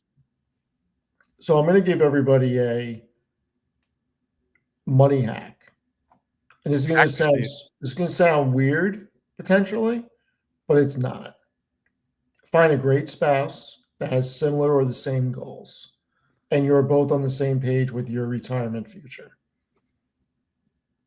Find you a baddie like Steve. And that's really an amazing way to double so many things. I mean, if you think about like this. Hold on. Let me zero this out. So let's say you get married at, I don't know, 30. And over the next 15 years, okay, combined, you're able to save 400,000 in retirement accounts. And then you're in a position where between the two of you, you can save $3,000 a month in there. Okay. And at 45, you got 20 years to retirement. You're retiring over $5 million at an 11% rate. And if you want to be more conservative and say 9%, over 4 million. So I just think that people need to really think about it. And look, for some people saying that this isn't realistic, to some it is, to some it isn't. I mean, it all depends. This is realistic to some, it may not be realistic to other. If you can get to just 100,000 between the two of you and put 1,500 in, the 100,000 by the age of 45, and then being able to put in 1,500 a month for the next 20 years, you're still retiring at 1.5. So you just got to play with it and figure it out. But investing is not just about individual stocks. And we really do romanticize individual stocks because that's really all we talk about. But the S&P is a great tool for long-term wealth and setting yourself up for your future. And the reality is that it is very hard to become a multimillionaire when you're young. It's just incredibly hard. And the deck is stacked against you because when you do not have a high income or a lot of money, all those expenses eat away at what you are able to put into your investments. But when you're making more money later on in life, you're able to not only comfortably live, but invest. So I think that we need to just take a step back, and hopefully everybody takes away from this at least making a long-term plan for themselves. That's it. Can we do one last one? I'm not sure if you wanted any Sure. other. Yeah. So the big thing this year, at least I think, is one of the best things that have come out of the United States over the past 10 or so years that the government's been able to provide us are these Trump accounts. Yeah. And so, kids that are being born between January 2025 and I think it's December 2028 will start off with $1,000, and then you'll be able to add up to $5,000 a year in contributions. That'll eventually, when the child turns 18, they'll be able to um, convert it to an IRA. So I'm just kind of curious, right? Let's just do If a they thousand never add dollars. if they never add anything else in their life, they'll have 883,000 at 11% off that $1,000 investment. But what if you do a $400 a month, which gets you roughly to 5,000 um, a year from family members, whatever. Somehow For you're how able to get long? for 18 years. So for all 18 years, you're able to add the 5,000 a month to those accounts. I'm curious how well these kids will be set up. I mean 5,000 a year. Yeah, 5,000 a year. Yeah. That's what I meant. Yep. So you get to 260 by the time they're 18. Phenomenal. It's And then phenomenal. let's just say 260, right? And then you don't add it ever again. So you go from what, 18, 65 minus 18. I'm not good with math. So additional 47 years. Let's just say they go to 65. So for 47 years at 260 at a whatever it is, no additional contributions.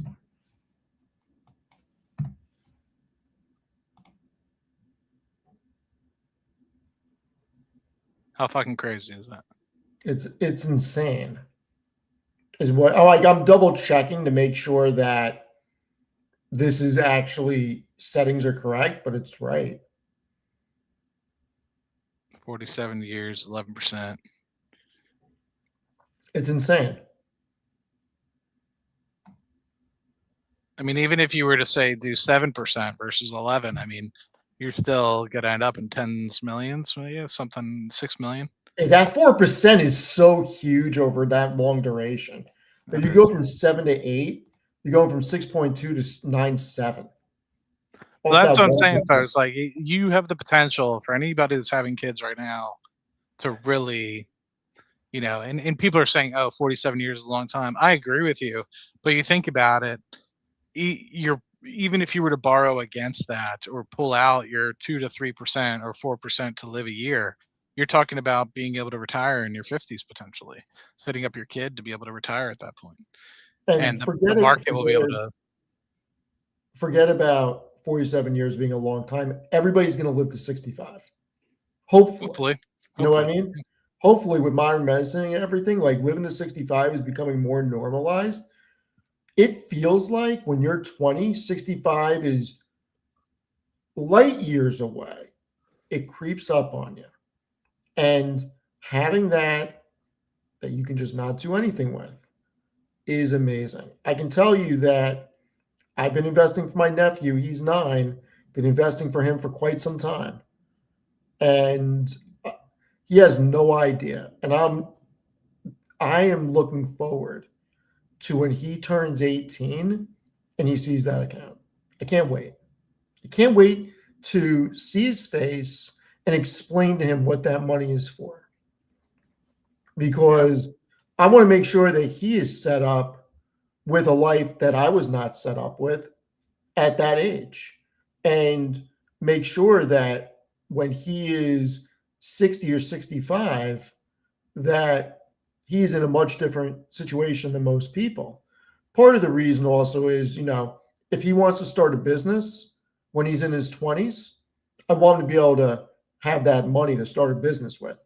Or if he wants to go away to college, I want him to be able to buy a house, put a down payment on it, find 4 people to live with, rent it out to them. And I want him to be in a different position than I was in. That's all. Hot Steve, man. High flyer. High flyer. But yes, I mean, if you want, we can transition over to potentially some stocks. Yeah, let's you and me. We should make a video separately about the 5 things that you look at. We should combine and redo baby steps and make dedicated videos on that stuff. Let's transition into individual stocks and stuff like that.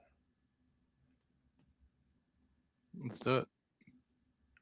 So, well, all right, real quick, before we do, I do want to answer just a couple of quick questions that I do remember with my mental notes. Somebody asked about, is SCHD or JEPQ a alternative for an S&P 500 index fund? If you're asking me, my answer is no, it is not. Now, you can play the game of modeling out based on the dividend growth rate of SCHD where it would produce in 30 years. But to me, that is not a substitute. That was probably the big one that I wanted to just address. That needs to be a different tranche of money. Matt, were there any that you wanted to address before we go to stocks? Sorry, but I got lost. I got a message. What was it? Is there anything that you SCHD want to versus address? JEPQ or No, just anything you want to address from the chat? whatchamacallit, from the chat before we transition to stocks? I think I addressed a few of them during. So I think I'm okay. Okay. If I see anything else, I generally I'm pretty decent about reading it while we go along. Yeah, I just think, look, when you're in a different position, and if this was me telling my nephew what to do, I would say to him, my advice would be get to a point where you can max out your 401 in an S&P index fund. And then if you really want to do the research and you can tolerate the risk, investing in individual stocks can be a great tool. But you have to be willing to put in the work. And I would not recommend sacrificing investing in an index fund for that.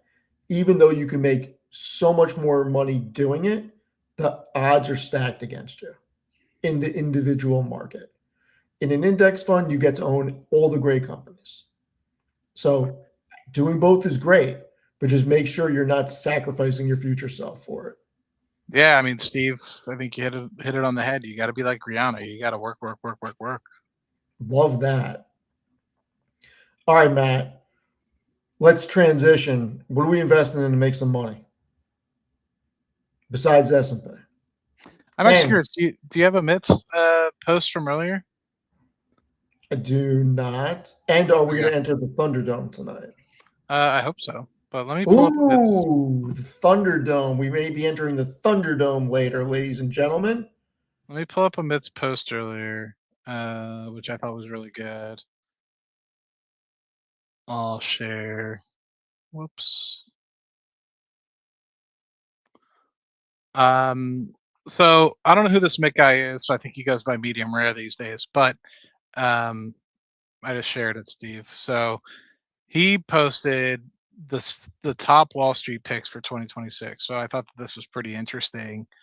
Morgan Stanley hyper focusing on Amazon, Nvidia, ALAB, which I don't even know, the Nasdaq. I'm assuming APPN is AppLovin, and then Frog, which I'm not sure. Who's ALAB and Frog, Steve? You're on mute, amateur. Yeah, I'm trying to see what time the Thunderdome is open until. Oh, okay.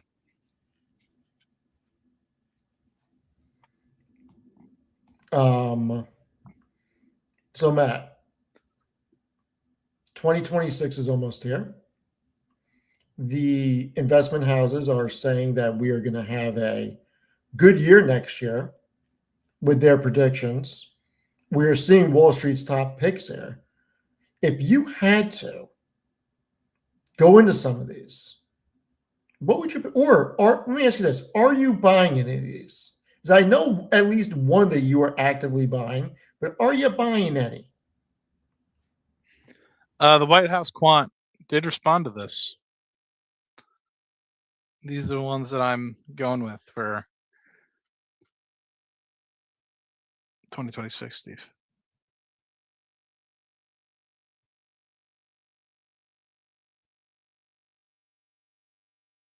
So Matt, can you go back to the top, please?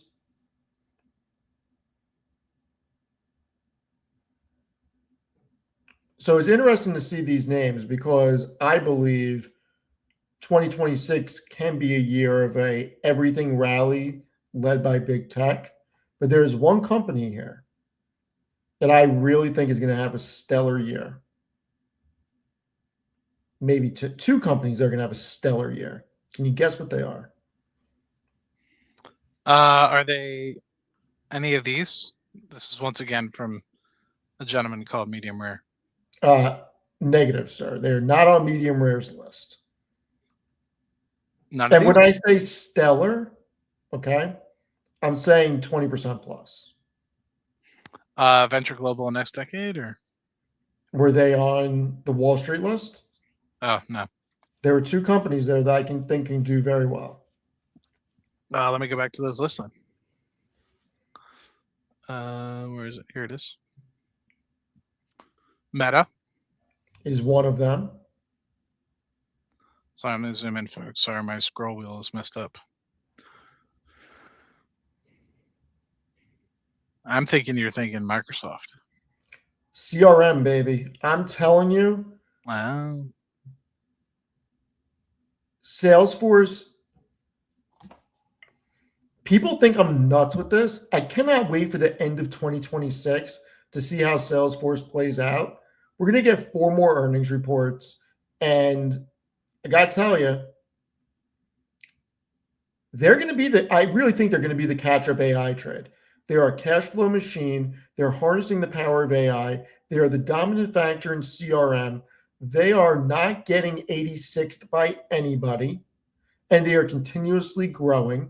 And when you look at their long-term plan that they put out through 2030, their revenue and free cash flow is up and to the right. This thing has the potential to go back to 350 next year. Is it going to? I have no idea. But it has all the right numbers. It is got the growth, it's got the buybacks, it's got the vision, and it's got the product. Yeah, for people that are interested into why Steve may be thinking CRM, it's down pretty substantially. It started off the year in the low to mid 300s, 330ish range, and it's now down to 260s, 270s.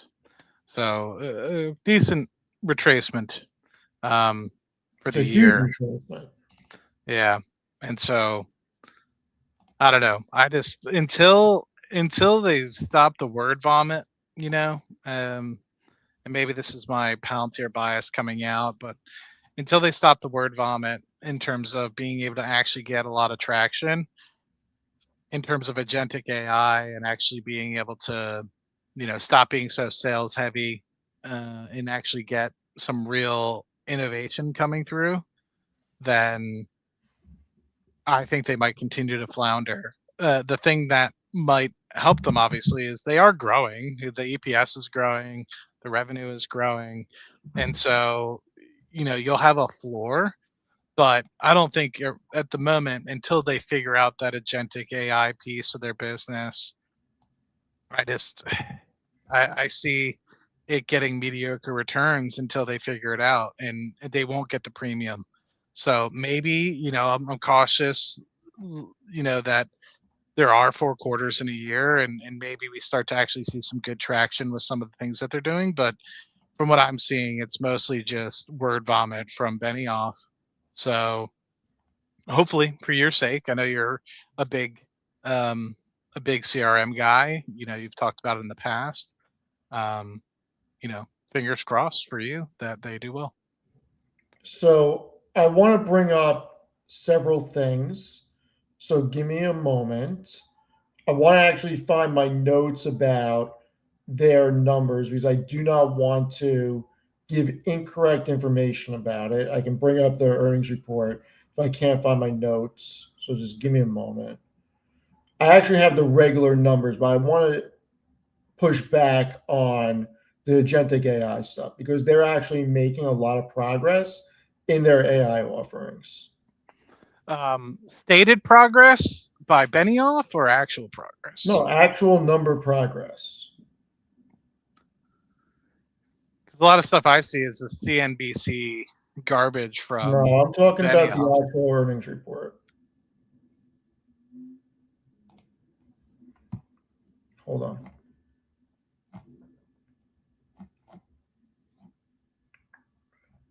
Okay. So for Agentforce and Data 360, which is their AI and data engines, okay, those are the products that they're layering on top of the traditional model. Agentforce and Data 360, the ARR is 1.4 billion. It's up 114% year over year. Agentforce ARR alone was $500 million, up 330% year over year. Their usage, there's over 18,500 Agentforce deals closed since it launched. 9,500 deals have been paid, and it's up 50% quarter over quarter.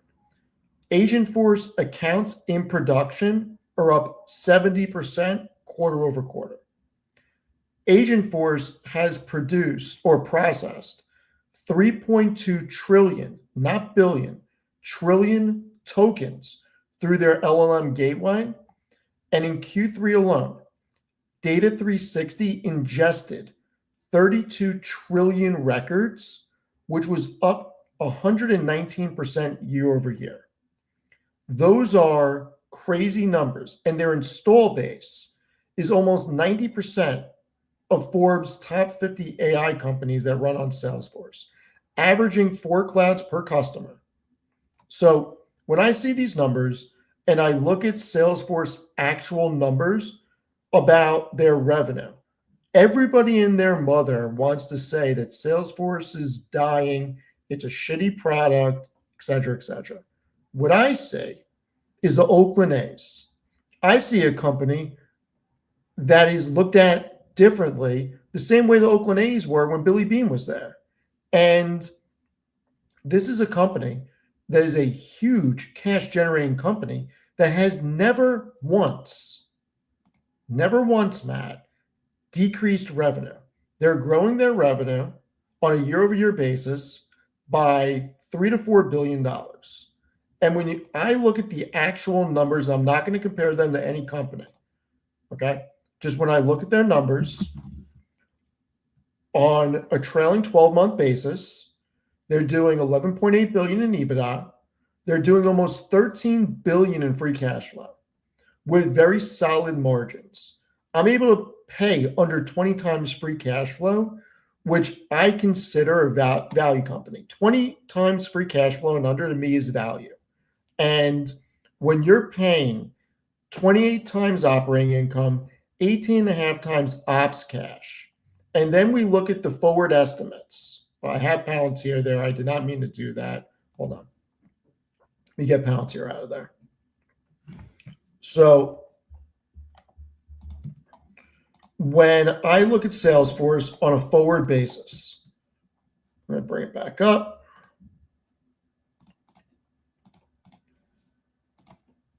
This is a company that the analyst community expects to grow their EPS from $11.77 to $14.89 over the next 2 years and trades at under 18 times 2027 earnings with more than 25% EPS growth over the next 2 years.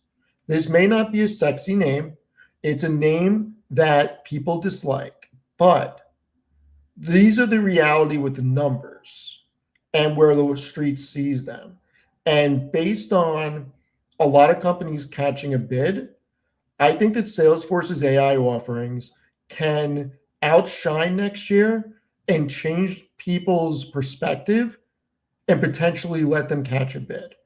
The reality is that we're buying a big cash flowing business with huge buybacks and growth. There's really not a lot to hate in this. Outshine who? You said outshine. Outshine themselves? No, just outshine the perspective of what people have on them. I'm not saying that their software is better than another company's software. What I am saying is they're the dominant CRM, and the chances are they're going to remain the dominant CRM for years to come because everybody wants to talk about Salesforce is falling off. Companies aren't getting rid of them. That's the reality. And it's a misunderstood business. I think people are really starting to see through the offerings that Benioff is providing.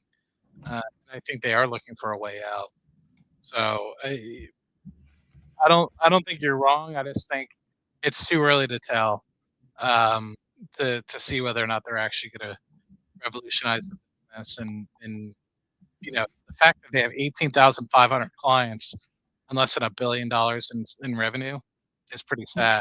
No, but they Was there? just announced Agent Force like a year ago or half a year ago. It Okay. just came out. Okay. It just came out. They're building that or laying that on top of their core CRM business. And when you look at the numbers for their revenue, this is a company that has never gone backwards in revenue. And it just, in a period where everybody hates them for some reason, their revenue just grows. I mean, this is not a company that people are getting rid of when you're going from 38 billion to over 40 billion. They're just, it's a company that keeps growing. You look at the cash flow statement, the buybacks are more than what some companies are doing in revenue. So they're repurchasing almost 9 billion in stock this year. And that's going to continue to happen as they increase their free cash flow. All I'm saying is this is a value play. That's all I'm saying. I think it's been hit so much that there is an opportunity for, if they do actually grow, that the valuation stays where it's at. And so you'll be able to get what it grows at. I don't think it's worth, at the moment, any sort of premium comparatively to where it's been selling in the past. Until they truly demonstrate. But at 250 billion market cap, it's a little low for the profitability that they generate and the growth that they have. Now, I'm not saying this is going to be a 500 billion or a $1 trillion company. What I'm saying is that it's probably not unlikely that this gets to 300 or 350 billion next year and that it rebounds off of where it is because the numbers are just too strong for the current valuation.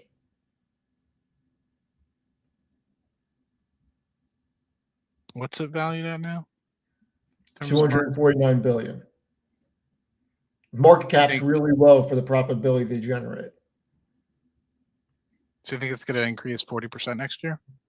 I think it can go from between 300 to 350, somewhere there.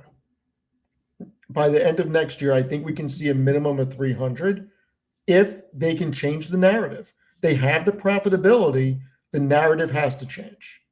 So that if they go to a 40% increase, that's a stock price of 372. Which I don't think is happening. Okay, so it's not going to go to a $350 billion market cap. Is that what 372 a share is? Yes. 350? I guess, looking at some other companies, I don't see why not.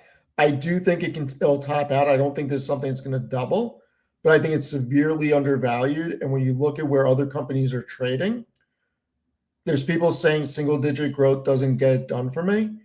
It's a lot different when you're a 40 billion revenue company than a 5 billion revenue company. It's a lot different. Yeah, I mean, what you're saying is, no, the 372 doesn't have buybacks in, so there is some wiggle room in there. But what you're basically saying is that it returns back to all-time highs where it was in 2025. I think it can get back there. 375 plus. If they can change the narrative, I think this will be looked at as an AI catch-up play. And the reason I like this more than Adobe, even though Adobe's numbers are a little stronger from a valuation perspective, I'm very worried about Adobe's competition from Grok. Salesforce's competition. Where's Salesforce's competition? Where's their competition? I don't think I'll change your mind on it, Steve. I'm just asking where their competition is. Because I've gone through their annual report, I've gone through the deck, I've gone through everything. Nobody is getting rid of Salesforce for their CRM. Companies are embedded in it. And if there's a company that comes out with a better product and Salesforce loses customers and the revenue stalls, I will change my tune. But that's not being reflected in the numbers. And I'll use your word, yet. It is not being reflected in the numbers yet.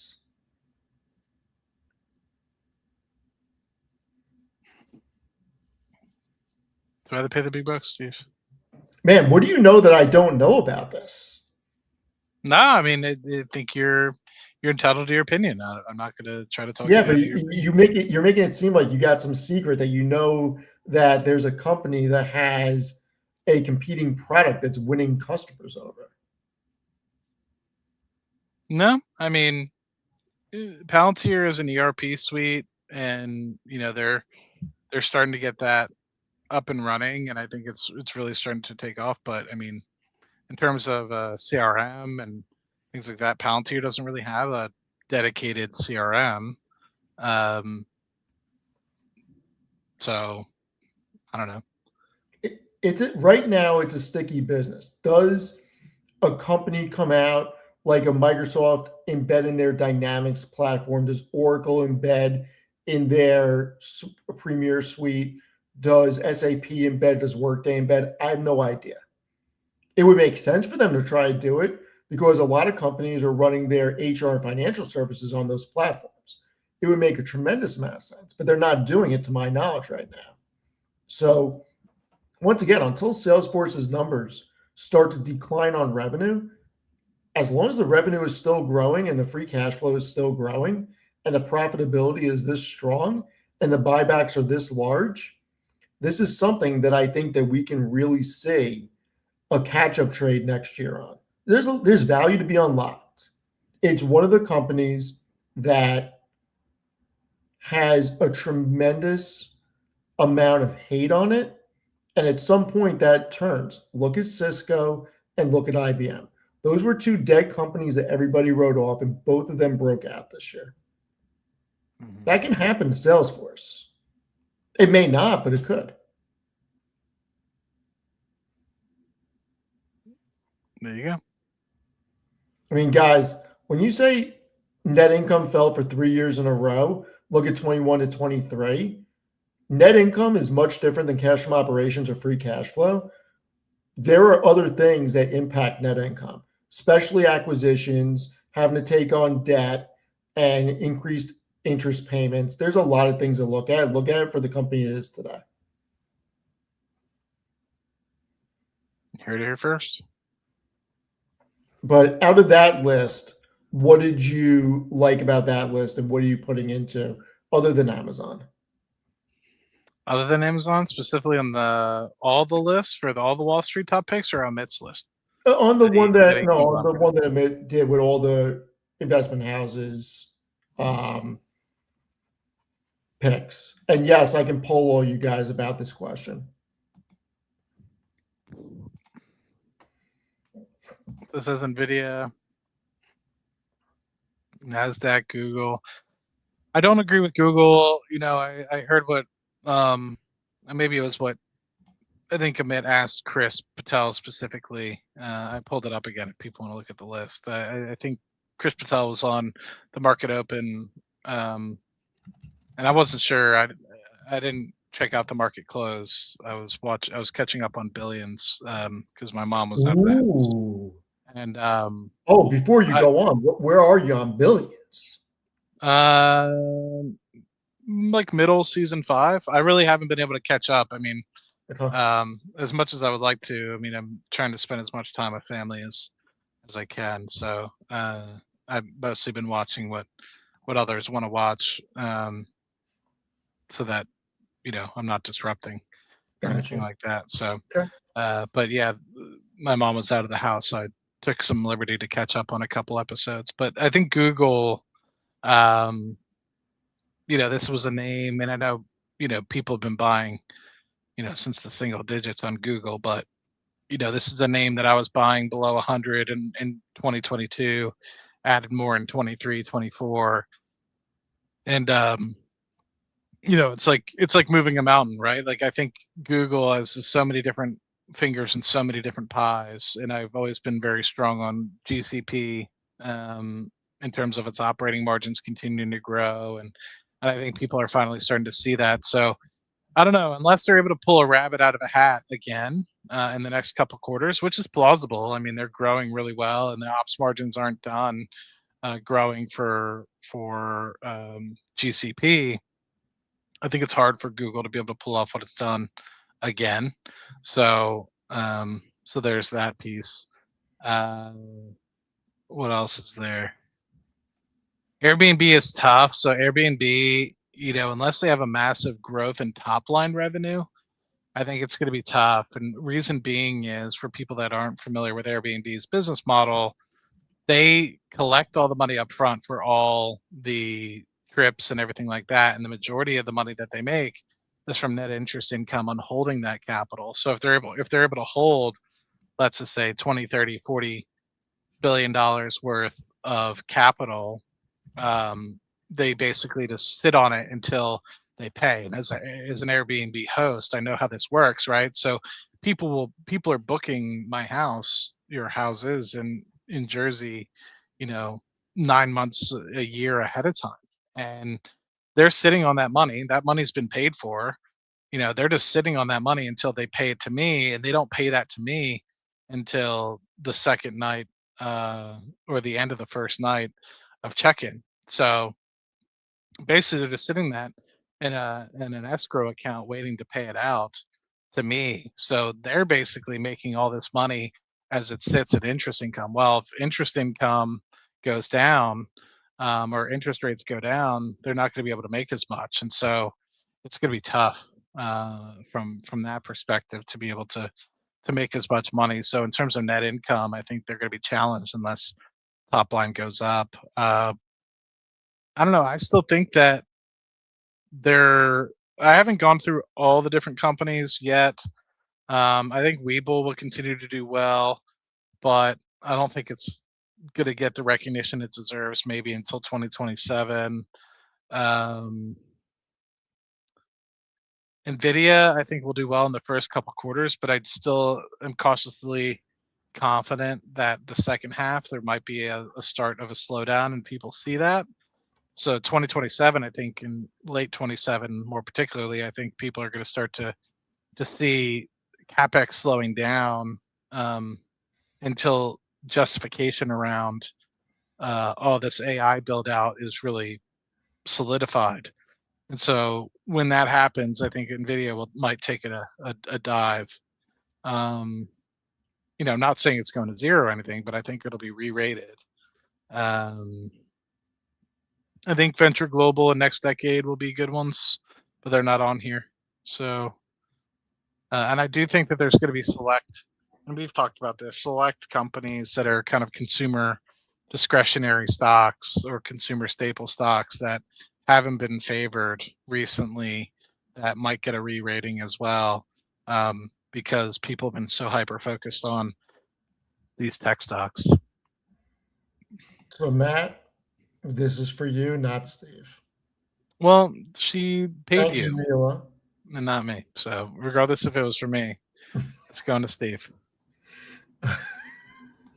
And or thank you very much. I can't look. We're not financial advisors or your financial advisor. I mean, look, this is what I would say to you. Figure out where you want to be Yep. in the future. Figure out. Look, you're talking about a significant amount of money. Okay, I don't care what anybody says. 1.5 million is significant. I can only tell you what I would do. Okay, I would look to protect that money. I would not look to go into high beta names. I would not look to take many chances with it. Maybe I would break it up into sections and say, you know what, of this 1.5, I'm going to put a mil in the S&P, or maybe take 500 and put in the S&P and 500 in the total market fund, diversify it, probably take a little bit, put it in 10-year T-bills. I would really have to think about it. I think there's a couple of ways to structure it.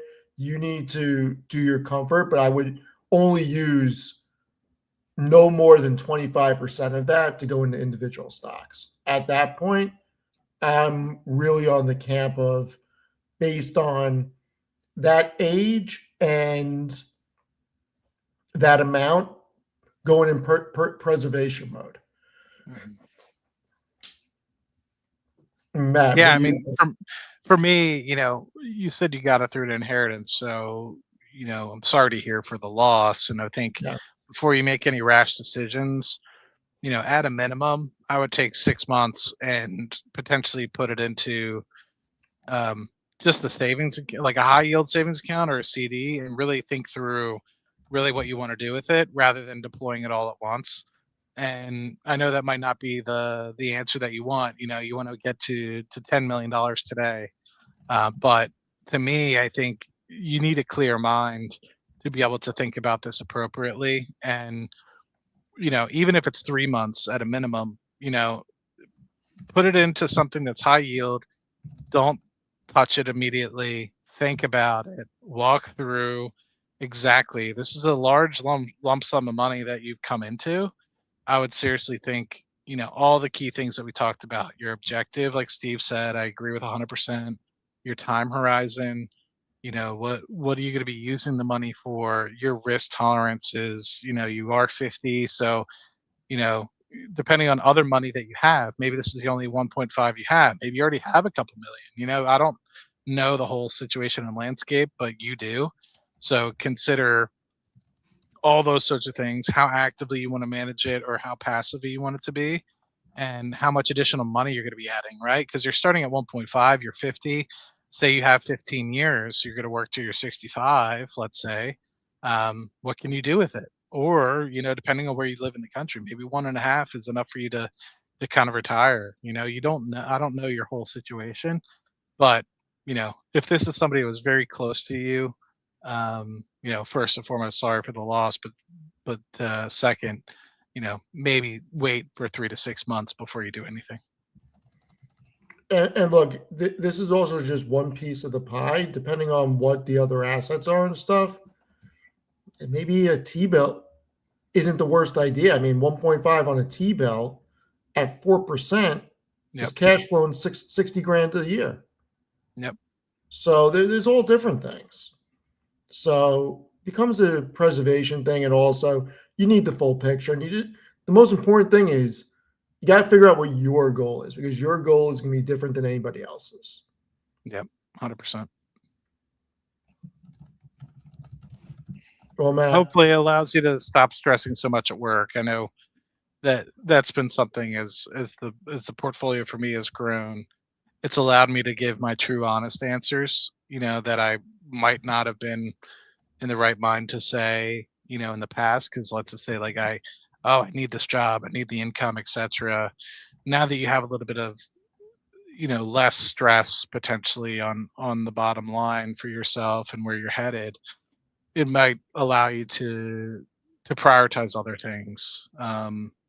Family, maybe for one, or I don't know your situation, like I said, but the thing that's helped me the most with this is that I'm actually able to answer questions with a lot more freedom that I may have been in the past.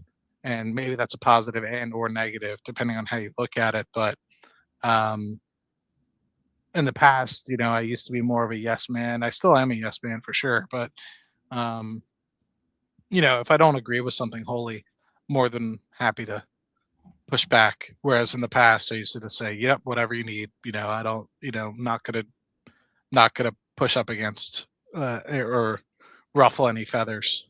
Um, so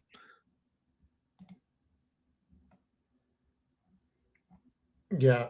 So I also think Matt Meta can do very well next year. If Zuckerberg doesn't mince words, I think that he can really change the narrative on them. So we'll see what happens. I think Meta will be good. Their house of apps continues to do well. So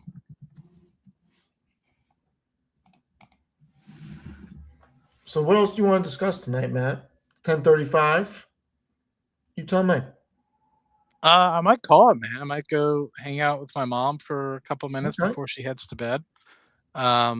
Did we want to pop into Alex's stream quick and buy anything, or he's probably calling it, and we might be in a line if we actually get to He's it. still on. Do you want to enter the Thunderdome? We can, but I don't have time to wait around for 30, 40 minutes if he's got a long line of people. So Hold on. So he's not playing music. Can I play his stream? if he's not playing music, then sure, I think so.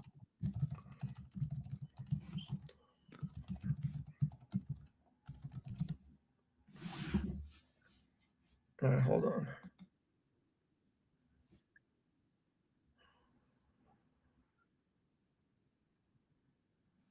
He's still going. I gotta share it. Hold on.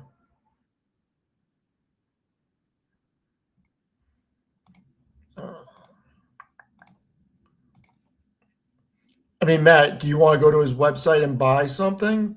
Or if you don't want to do this night, we do it another night. Up to you. Like I said, I mean, if it's something where we're not going to be waiting forever, then I'd be more than happy to wait. But if it's something, Oh, it says open queue on his screen, Matt. what does open queue mean? It says open queue. So I guess if you go on his website and buy something. So everybody who doesn't know, Matt also is a investor in cardboard like myself. We may be entering the Thunderdome, and maybe we'll get some luck like I got with medium rare on the stream. I'm gonna put them on real quick. So just letting everybody know, this may not be your cup of tea. So if you came just for the stocks, we really appreciate it. We're gonna have a little bit of fun and maybe invest a little on the cardboard. Is jumping in 3 packs. We got 3 packs of Destined Rivals. Matt, go to his website and see if you want anything. And everybody, I'm going to stay on for a little bit even after this. So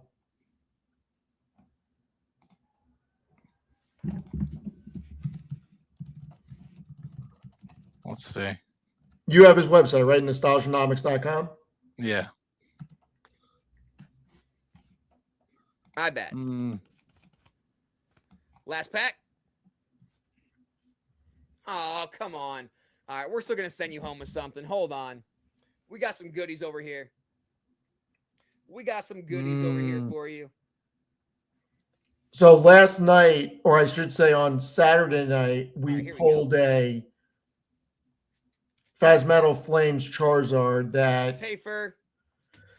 is 500 raw, and if we get it graded at a 10, it's going for 1,800 to 2,000 right now. So Maddie may test his luck in the Thunderdome. Let's see. Guys, we're in Streamception on Steve's channel. Streamception. What are we doing, man? He's funny, dude. Are we ripping? He's a funny dude. No Maddie, are music. we Yeah, ripping? got no What are we music doing? tonight. He doesn't got to worry about copyright. Uncle Maddie's guys, the queue is officially ripping. open. Let me see. We are going to be shutting things down here in the next, I don't know, 15 minutes or so. Oh So man, what do I anyone want to get? out there Steve? that does want to jump in for some, I think I'm going to do rips, 2 feel free celebrations. to do so. Okay. We're figuring it out. Take your time, man. But yeah, anyone wanting to jump in for some last minute rips, feel free to do so. Links in the top of the chat and top of the description. Maybe 6 Mega Evolutions. Uncle Maddie's on the site. All right. Delivery. But yeah, we got there's 3 bounties left. We got Destined, Surging, Paldea. All of those are still left. All right. So real quick, everyone, the reason why Pokemon is so interesting is because over the past several years to decades, it has outperformed the S&P 500. I specifically got into this as buying sealed product, but keep in mind, I'm in a different position than people, and I can sit on these things for a long time, and it is not a large position of my overall investments, but I am into cardboard and collectibles, and I have no what's the right words to say? I have no attachment to Pokemon. I never played the game. I never did any of that stuff. I just look at it as an asset that has outpaced the S&P. And people thought I was crazy when I bought a box of Evolving Skies for $435. It is now worth, I believe, 2300, and I think it hit close to 2700. So my strategy on Pokemon as an asset class is I buy sealed booster boxes. I leave them sealed and they are in a storage unit. Now, I am planning on holding those for 10, 20, 30 years and then either exiting the position or gifting them to my nephew. But Medium Rare is coming to a very large card convention with myself and some people in the middle of January, and he's going to see firsthand how crazy this industry has gotten. Now, Alex, he's been on the channel. He's a friend of the channel. He runs a very large rip and ship business, which is what he is doing right here. This is not investing. This is speculating what Matt looks like he is about to do and what I did the other night. If I did not pull that Charizard, it would have not have been a good night. But that's okay because I really never do that. Alex is very entertaining when he does this, and he does huge numbers. I'm not going to disclose the numbers that he does, but we have talked offline. He does huge numbers with this. And he makes great content about actually investing in this, very short videos, 8 to 12 minutes. Oh, the really videos good. that he does are really good. They're really good. All right, I think it's going to go through. Hold on. All right. Let's see. Maddie's going to enter the Thunderdome, and I may enter the Thunderdome. All right. Ooh, all right. Maddie is in the Thunderdome. Dude, Brandon's got to be on cloud 9 right now, man. Let's see. Yeah, we went through. Okay, good. And a Serrano full art. We're not stopping, guys. We're not stopping. We ain't quitting until it's finished. We got a kill watch rolling back. We're not even halfway through the packs, guys. This is absolute insanity. Steve, are you going on the Thunderdome now, Steve? I may. Dialga. I may take a little look. I'm seeing a Matthew F. Matt's orders in. Okay, Steve, I figured, man. I figured. All right. Matt F is up next. Matt F. Celebrations isn't a cheap pack, man. So I'm kind of excited. Best of luck to you guys. They're just chilling on stream, watching me rip them. Oh god, it's funny, guys. If you weren't here last night, man, we ended the night out with Steve getting a box of Phantasmal, pulled the Charizard SIR, walk off home run. I don't got that Steve Fiorillo money, so we're not going to be opening up 36 packs. The hits are still coming. Brandon T, man. Matt, if I had your money, all the I'd bad donate openings mine. we had together. You say that, Steve, but this makes us even. Amit said earlier, medium rare on Alolan stream earlier said that you. Can we end it with one more big hit? You got a cool 20 mil. That's what he said. It's not over yet, guys. You remember, all it takes is a pack and a dream. He did not. All it takes is a pack and a dream. He did not just say that. A pack and a dream. Come on, Surging. Oh, God. Eternatus. I feel like I need to bring back weekly. You do. When are you doing this? Cyclizar, a rainbow rare. All right, Brandon T. It all comes down to this, man. Rub it for luck. You got to rub it for luck, man. And Chien Pao. All right, man. Let's check it out. Let's check it out. See how we did here. Let's see. Remember, guys, this is only 20 packs. We got Stunfisk, Cyclizar, Brilliant Blender, Executor, Latias, Kilwattrel, Serrano, Appleton, Miracle Headset. We got Mesprit, Latios SIR, and Latios Illustration. Brandon, congrats on all the hits, brother. Incredible. I know nothing about what he's saying. All right, next up, Matthew F. Live on Steve's channel right now.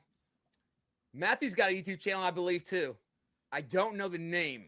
If Steve wants to post it in the chat, we're hoping for like a Mew. go follow him. Matt, why don't you Surfing post your Pikachu. channel in On this the stream? stock market finance side of things. Oh, yeah, good point. But all right, Matthew F's up. I don't 2 think I packs of have. Celebrations, 6 packs, Mega Evolution. All right. I'm not a. We got I'm not 1, a, 2, 3, 4, 5, 6. I'm not a mod on his channel, so I don't 2 think it'll go through. packs Mm. of Celebrations. 25th anniversary. All right, Matthew F. Best of luck, my man. Here we go. Mega Evolution. Starting out with a Mystery Garden full art. I don't know if that's any Always good. nice to start with a hit. All right, Mystery Garden. All right, pack number 2. Feeble, Raboot, and the Buddy Poffin full art. 2 for 2. All right. 2 for 2. I don't know if that's good. We'll have to look through it. Keep them coming. Can we go 3 for 3? Can't go 3 for 3. That's okay. We still got 3 packs left. Greatness is upon us. Oh, this is the Mega Evolutions. That's why. All right. I was looking Last 2 at packs, Celebration. I was like, this isn't Celebration. Last 2 packs, Matt. Come on, man. We got this. Mega Lucario. And it all comes down to this. Last pack of We'll see, Mega Steve. Evolution. All right. That's okay, man. That's okay. We got ourselves the Buddy Poffin, the Mystery Garden, and the Mega Lucario. All right, Steve. 3 out of 6 at the 50% pull rate. Not bad. All right. Celebrations. The big ones. 1 pack. These are of big. These are 35 a pack. We got Ho-Oh. Cosmoem. Lugia. And a Zamazenta V. All right. And we got one more chance. Let's see, Steve. Come on. Let's do it. Come on, baby. We're looking for a Mew, Veltal. Surfing Pikachu. Something like that. Kyogre. Here it comes. Here it comes. Steve, what do we Here got? comes Team Rocket Classic Collection. And the full art Pikachu in back. All right, not bad. Not a bad pack. Full art All right. Pikachu. Here comes Team Rocket Classic Collection. We Let me take see. it. Matt, not a bad break, dude. Team Rocket, Pikachu, Zamazenta, Buddy Poffin, Mystery Garden, and the Mega Lucario. They're not Get the rest horrible. of these Celebrations hollow sleeved up for you as well. Matt F., thanks for jumping in. Steve, hope you guys had fun with that one. Guys, we are going to be turning off the orders here in a second. So Steve, where's your order, my guy? finish up your last minute I'm orders. debating what I We'll want be to do. closing down the store momentarily. The queue is exploding right at the end of the night. I know how you guys love to do that to me, but we are closing down. He's gonna here in get just a so few. pissed when I text him. Get This. your last minute orders in if you would like. When the store is closed, it is closed. No, it's not All closed. right. Hold on. Anthony C is up first. Store's not And then closed, we got Alex. Anthony M. And Brandon A. I don't know, Matt. Full box of Surging Sparks. All right. Whole box of Surging Sparks. Anthony C. Oh, wait, we got Anthony Surging M is before Sparks. Anthony Didn't you C, do my Surging bad. Sparks yesterday? Anthony No, M, I then did that Anthony Battle C, Plans. and then we got Brandon A. That's All right. right. Let's see. What are some good ones that you guys? Surging All right, Sparks let's is see. Anthony M is getting a box of Chinese singles. What Volume do we 4. got? Chinese Ooh. 151 Volume 4. What, he's got Chinese in there? Hold on. Steve, I'm holding on, dude. You got to remember, us regular people who don't live in like the city that never sleeps, us in the Midwest, we actually go to bed, dude. No, you We actually don't. sleep. You got to remember that. So the Pikachu is what you want to You get. could probably call Steve at In like 3 a.m. He's like, yeah, I'm Surging up, yeah, Sparks. researching some stocks, man. Got a Seeking Alpha article. I got to be at work, and I got to stream for like 8 hours. He's just roasting got you on your own Articuno. stream. All right. Come on, Anthony. We got this, man. We're We got gonna this. take a flyer on something. Mew E. What do we got, Steve? I think we're gonna get one of the Mew EX. Chinese boxes, and try to pull the Sleepest for Gengar. the week. All right, hold on. Which one of the Got me, Chinese? I am He making got me. an I am the order. week. Charmeleon. Hold your horses. And by Chinese, you mean Japanese, Come on, right? baby. No. We got the Flareon. No. Hollow. He's got specialty Chinese boxes. I need more CZ. Let me Please see. wait. Oh, he does. Incarnate, you've been here all night, bro. Ooh, You've got Chinese all night to order. 151. What do you mean, please wait? I've seen you in here since the start. We got Poliwrath, Vaporeon. What else we got? Come on, 151. We got ourselves the Doug Trio. Anthony, I'm trying, dude. I'm trying my best for you, brother. I don't see any of trying my the best. Chinese for open though. We got Clefairy. But can you buy any sealed product and have him do it? Yeah. Is there any Pokemon in this rip and shit? Give me. Hey, we got Kadabra. Did you have to log in, Matt? Shiny. Nice hit. No. Okay. Nick G, it is Well, Pokemon and excuse me. only Pokemon tonight, my friend. Mewtwo So Hollow. we're gonna take a little. He's got a little bounty up there. We're gonna go with some We got Destin Metapod. rivals also. Got the Metapod like it. Pokeball. Anthony M is Wolf of Amazon. Anthony, you are up next, sir. Or wait. Wait, this is Anthony. Oh, this is Anthony M. My bad. This is Anthony M. I'm sorry, dude. It's so weird. We had two Anthony's order back to back. What are the odds of that? Get me all confused. Steve, what'd you Anthony, decide? not bad though, dude. We got the I'm finishing my Zapdos EX. order. It looks like Kadabra is going to be the hit of the box. Ah, The Steve, man. 151 boxes are a little more difficult than the The gem boxes, nostalgia's killing it, man. but still 36K not bad, stuff. man. Let's check it out. We got to the Zapdos, Let me post them on Clefairy, Electabuzz. We got Metapod, our channels. Poliwrath, I'm finishing my order. Charmeleon, Doug Trio. So everybody, Mew, we're going and back to the Kadabra, Thunderdome. I'm baby just debating on shiny. how much I'm Anthony, actually thanks buying. for jumping here. in. Appreciate you, dude. Hope we got some hits you were looking for. Hope you had fun. You said you're here for fun. Hopefully you had some fun. Anthony C's up next. Got 10 packs of Destin Rivals. 10 packs. 1, let's 2, go. 3, 4, 5, 6, 7, 8, 9. 10 packs Like Matt, I'm of debating just doing a Destin whole box of Arrivals. Destin rivals at this point. for Anthony I don't think C you will, this Steve. time, guys. If you're Anthony boxed C the other night, is getting the Destin. Let's see. Thanks What are for the first individual one. Thanks cards to that you Steve. want out of Oh, that's Destin awesome. Rivals? Steve sent you. Anthony, man, appreciate you, dude. You want a Got Mega Yanma. Lucario, Gardevoir. all right, Come on, Or- Team Morocco. I'm going to do the Got Chinese cards flying box and a everywhere. couple What of is packs of happening? prismatic. All right, gotta get back on it, guys. I don't think you will, Steve. No, I'm Gotta doing it get right back now. focused. Check out We got PayPal. Hydrapple. Oh, we got Steven G ahead of Steven F. Incarnate is in. He's in with his CZ. All right. We got Team Steven Morocco, G Arilla. Moltres. Come on, Anthony C. We can do better. Destin Rivals has some of the best Boom, cards of boom, the era. We just boom. got to hit them. We got Electivire EX. Finish paying Two Alex. Anthony's confuse everything. Oh, there we go. Team Rockets. All right, we're in there. Got the green card. I actually have two of these boxes I sitting mean, in not another bad so room. I far, haven't guys. 4 taken hits them already yet. out of just 10 The packs. Still got unit. packs left. There it is. Ethan's Ho. Of which one? The Destin Rivals? No, the Chinese. There's a Roll crazy in now. Gengar Pikachu that's very expensive. 5 hits already. Am I messing up by not buying a box? Wobbuffet I mean, and I don't know what the last pull pack rate is. magic. The force is Last with pack us, magic everyone. is Greedent. All right. I think the force is Anthony with you, C. Steve.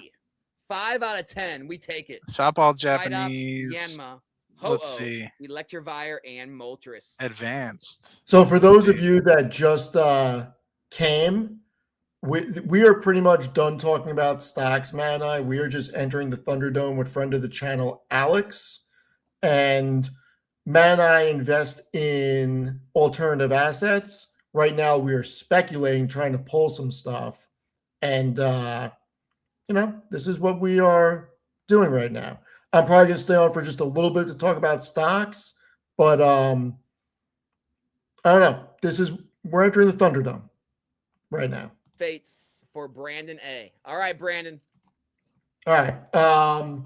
We will be in the Thunderdome in 5 people, so I'm going to take him off the sound for a few minutes. I mean, Matt, this is getting really big with alternative assets. And for all you that are still here, thank you very much. We're just kind of shooting the shit right now. But if you watch CNBC, they're really talking about alternative assets a lot these days. And I do think that this is going to become a very big asset class that gets tokenized in the future where you can buy pieces of collections. I think BlackRock will do something. I think there's a lot of people that are going to do something with this. Yeah, I need to buy the Mega Evolutions base pack before. And look, what I'm doing and what Matt just did, this is not investing. This is pure speculation. Please do not think that you are going to pull the Charizard that I pulled the other night. That was dumb luck. Okay. If I pull anything tonight, the force is with me and it is straight dumb luck. Okay. But right now I'm speculating because I want some specific individual cards and I'm just trying to get them without having the stuff that I have. I'm trying to pull up on TCG. I don't think they have the Chinese sets on here. They do. Oh, wait, no, on TCG? Yeah. I don't think they do. I think all they have is Japanese. Yeah, all they have is Japanese. Yeah. And for those of you asking about One Piece, I made a very big mistake. I was told to buy OP7 and OP8 from the card shop I go to, and I didn't. And One Piece has skyrocketed. Absolutely skyrocketed. I can't believe how much it's gone up. I mean, OP8, I think this is OP8, is $265 a box. I was able to buy them at 90 and I passed. It's crazy what's happened with One Piece. How could you, Steve? How could I screwed up? Yeah, yes. What Zeppelin? I hit the Mega Charizard from Phasmato Flames, the one that's going for about 480 or 500 raw. So I'm sending it out to get graded. And if it comes back as a PSA 10, Alex and I talked on the phone today. I may trade it in for like 8 boxes and just rip them. So we'll see. I mean, or what's your thought about that? I don't know. I'm just wondering, like, I'm sure if it's a PSA 10, Steve. Yeah, it'd be 1,800 to $2,000 if it's a PSA 10. But I'm just thinking, like, long term. I don't know. Yeah, I don't know. I mean, look, obviously that's a gambler's fallacy right there, and it's horrible advice. But I have a bunch of boxes of it, and I don't necessarily. The card looks awesome, but I don't have an attachment to this stuff, so I could flip it into something. I don't know. It's nice to have options. Why they pay the big bucks, Steve? Matt, this is the one though that I'll show you after he pulls the stuff. Oh, I think this is me, is it? Man, Stephen F. Everybody. Oh, here we go. Going for the prismatic. Kieran, Slow King, and Noctowl. Skunked. Come on, man, we got this. Let's go, Alex. Force is with us. Hoot Hoot and Archaludon.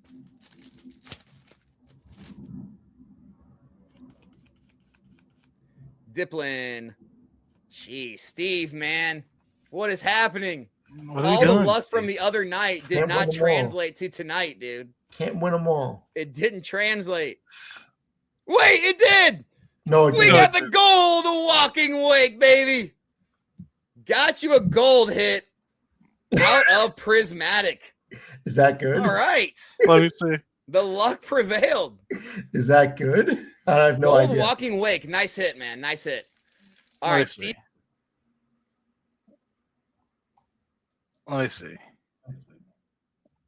Why did he just time out? What happened? Is that me or you?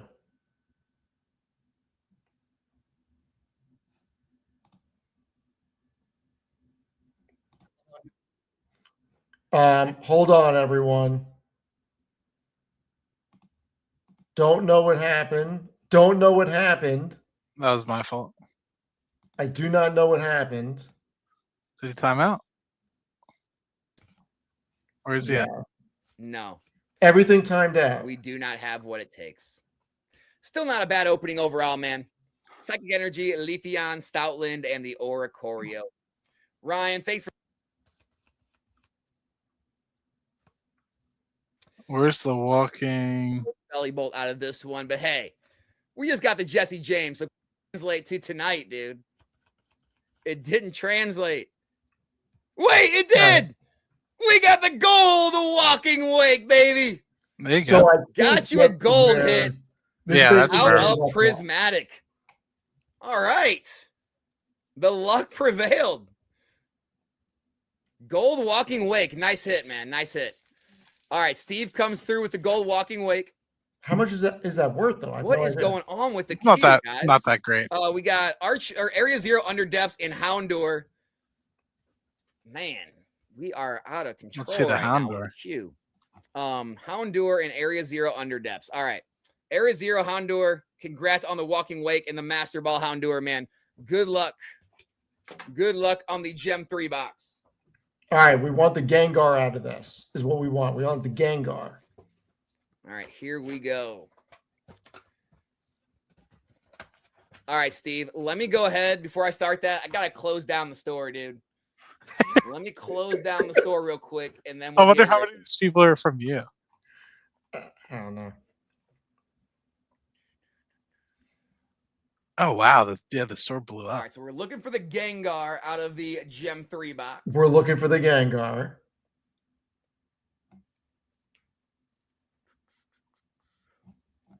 He closed down the store. One sec, guys. We're almost there. Give me one quick sec. We're shutting down for the night, but don't worry. Everyone who has an order in will get open tonight. That is always my promise to you. If you get in the queue, you will be opened up tonight. We don't leave any stragglers. All right. If you didn't get in tonight, you want to get in next time, we go live again at 7 p.m. Central Time. The packs go up for sale usually morning or midday, so you can pre-order or get here at 7, between usually the hours of like 7 and 10 Central. We're open for packs. All right, Steve, let's do this, man. Let's finish them out, brother. Here we go. Let's go on, Here Steve. we go. Starting out with the Morpeko Master Ball. I feel like he's speaking Japanese. We got He ourselves is. the Gardevoir Master Ball. In this case, Chinese. Cubone Master Ball. Come on, man. Where are the hits? Where's the Gengar? Where are the hits? There's a Mimikyu illustration from the old Chinese box.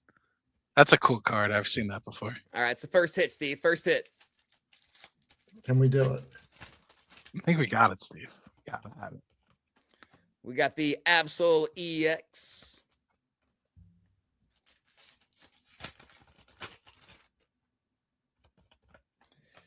Got the stamped Lycanroc.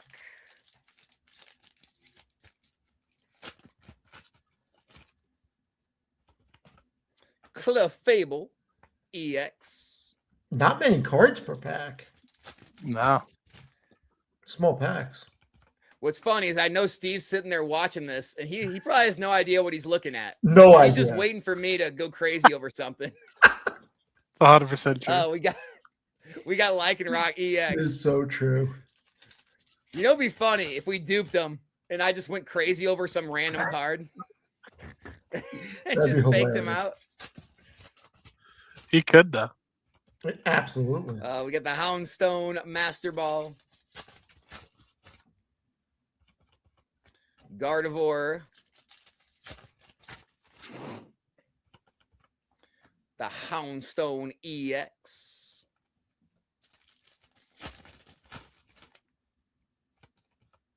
We got the Gengar. Not the Gengar we wanted. Nah. Come on, Gem 3. All right, we got the stamped trainer. The Houndoom EX. All right, we still got 2 packs left. A pack and a dream, baby. A pack and a dream. Pack and a Master Ball dream. Annihilate. Pack and a dream. And the last pack of Magic is Ding Kong. Another Master Ball. All right, Steve. All good. We got you all these fine EX hits, sir. Here are all of your Master Balls and stamp cards. I don't even know. And the box hit was the Mimikyu illustration rare, sir. Congrats on that, and congrats on the Walking Wake Gold. Appreciate you jumping in, man. Hope you guys are having a great stream, having a fun time. All right, let's see where we're at. Steve, man. All right. All right, so we have Mr. Lee H up next. 3 Destin Rivals. All right, well, that was fun. Packs of Destin. We are not going to do that every time. I can promise you that. I am, all good, but always a good time. Can't always. How much was the Chinese box? If you don't mind me asking. 75, I think. Okay, yeah, it's not that bad. No. I gotta see if there's anything. I'll call them tomorrow and see if there's anything worth grading out of there. But I mean that whatever card everybody was saying was 45. I'm gonna send it out to grade and I'm gonna sell it. So I'll try to get my money back from it. Which one? The people in the chat were saying that the gold walking thing or whatever it was a $45 card. I'm not seeing it on TCG Player, but I'm gonna send it out as graded. Yeah, I mean if it's worth it, but I was seeing it as $5. Maybe it's 45 if I grade it. Maybe. Okay, yeah, Walking Wake EX is what he said. Okay. I'll check eBay. I'll see what it is on a PSA 10 and go from there. But yeah, definitely do not do this all the time, guys. This is just us trying to be degens for a few minutes. That's why they pay the big bucks, Steve. I'm telling you. After we gave out, set yourself up for financial freedom, and then we roll into the Thunderdome. The degenning. All right, Maddie, I'm going to stay on for a little bit. If you got to go, I will talk to you tomorrow. You're the man. But yeah, June's right. You could probably tax deduct that card since it was entertainment for the stream. I mean, listen. There's a method behind the madness. There is. All right, my man. I appreciate you. And yeah, I think it was one of our better streams. I need to take sound clips out of some of it because there's a lot to learn in there, especially about the Trump stuff. I think people need to spread that around. So I think we need to do dedicated videos on that stuff. Yeah. So yeah. Sounds good. You work, man. I'll talk to you in a bit. Later, Matt. All right, everyone. So it looks like if this will get that Walking Wake card will get graded with the Charizard. It looks like it's selling on eBay for $90. So if I grade it and it comes back at 10, I will be selling it and I'll be down 25, 30 bucks on what I spent tonight. But once again, do not do this. Do not follow me on this. This was just entertainment. And because I felt like maybe we could stay on the heater from the weekend, but it is what it is. So I'm just going to interact with the chat for a while. And it's 11:09. I'm going to go to 11:30 and then head out. So rapid fire questions. No, the last lesson of the night was not after you make it. It's okay to degen. I have not made it. I am still heavily investing. You can never, this is the thing, you can never get comfortable. Never get comfortable. Never think that you made it. Never think because you have X amount of money, you can go into easy mode. You always have to protect the money and you always have to be conscious.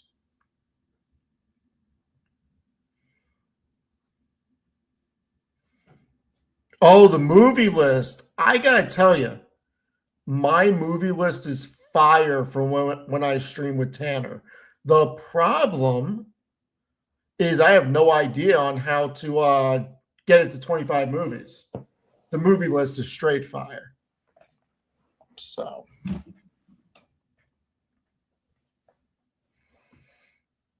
Yoda versus Baby Yoda, I mean, kind of like Grogu, even though he's not taking out Yoda. Just saying.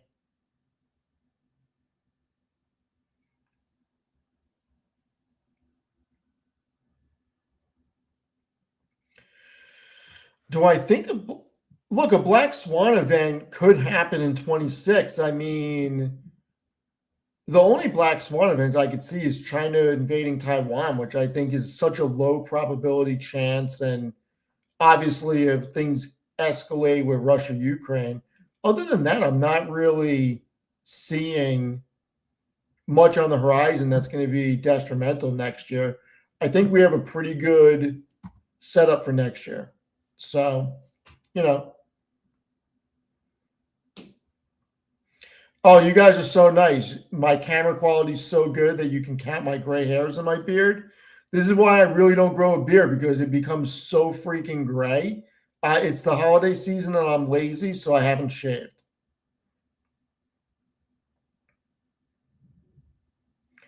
Poll to cut movies. Are you guys really interested in the movie list? Like going through it? I'm going to put a poll out. And if we get an overwhelming amount of votes, we'll end it out with my movie list. Do you want to help with the movie list? All right, let's see, everyone. Gray beard with white milk. No bueno, I can tell you that. TV list is going to be next. We will do a TV list at some point. The problem is Medium Rare has not seen pretty much any TV shows or movies, which is kind of crazy. And the fact that I have to watch the first episode of Grey's Anatomy is killing me right now. So, I don't know. And Ian's right. Nobody freaking knows what the Black Swan event would be, or I mean, that's why it's a Black Swan, right? Comes out of nowhere. So TV list does get rough. Yeah, no, I'm not watching 20 seasons of Grey's Anatomy or pretty much any show at this point. And the way that I made the movie list is if I'm watching TV and I see this movie somewhere, I'm going to watch it. That's an easy question. Seinfeld over Friends.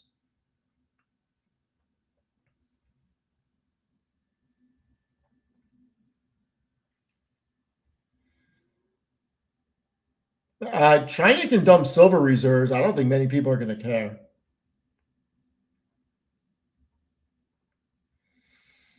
I mean, Curb is freaking amazing, but Seinfeld's just Seinfeld. I mean, I got to go Seinfeld over Curb, but I'm a big Curb fan.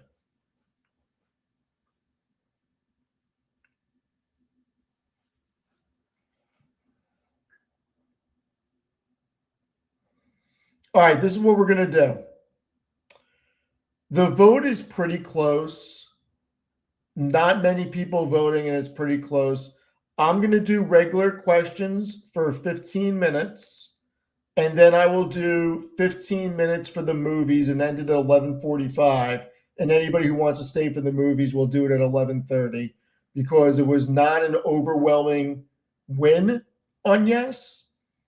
So we'll just answer regular questions for now. I don't watch Simpsons or Family Guy, if you can believe that. I've never seen a full episode of The Simpsons. The most exposure I've had to The Simpsons in the past 3 decades was on Christmas Eve because my nephew was in my parents' basement watching Simpsons on YouTube. So, I don't know. Do I ever sleep? Yes, I sleep. Yeah, I'm not a big cartoon person. Not a Disney person, and I'm not a cartoon person. Did not watch South Park, did not watch Beavis and Butthead. I don't know. I did used to watch Ren and Stimpy when I was a kid. That I can tell you. Never seen anime.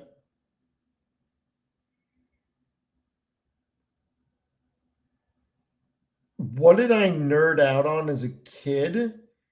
I mean, as a kid, I watched cartoons, but it wasn't those. It was, what the hell did I watch? X-Men.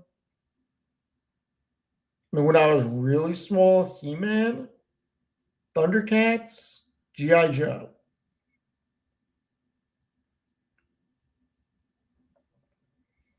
I need to start South Park.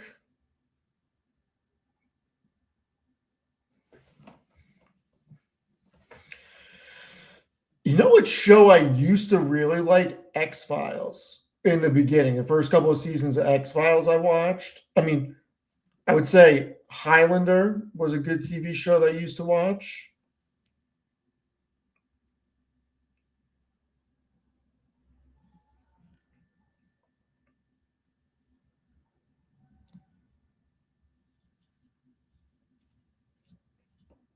Better Call Saul, yes. Hercules, yes. Highlander was amazing. And look, I got a hot take, okay? Hot take. Duncan MacLeod, better than Connor MacLeod. Just saying. And I think that's why in Highlander Endgame, they had Duncan take Connor's head. Oh, we got a lot of people saying that X-Files is peak. I like that. Like that. NYPD Blue was great. Really like that. There can only be one. I agree.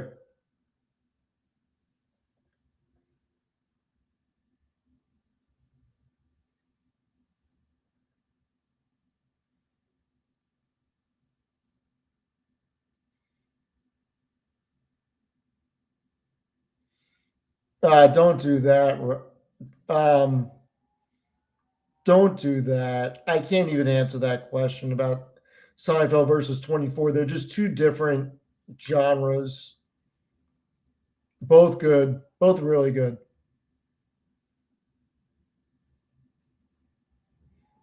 I mean, Seinfeld is it's just Seinfeld.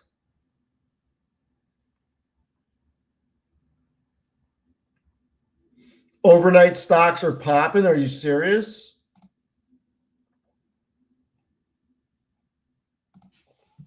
Where are we on the futures? I'm not seeing anything popping. I'm just seeing S&P up 10, unless this is not the overnight. Today's the 29th. I guess it is the overnight. Married with Children, yes, obviously. Who didn't watch Married with Children back then?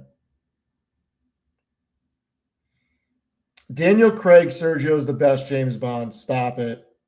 Just stop it. That's crazy talk. Did you see that Pierce Brosnan said he would come back?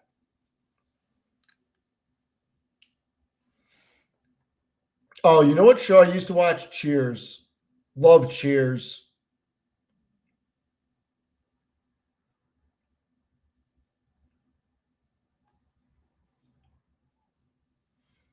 I hated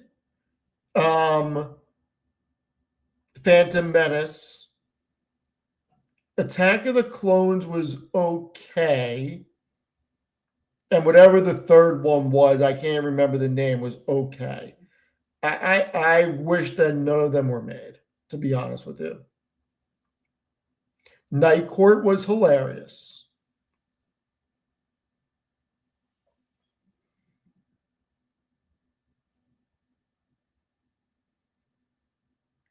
I mean,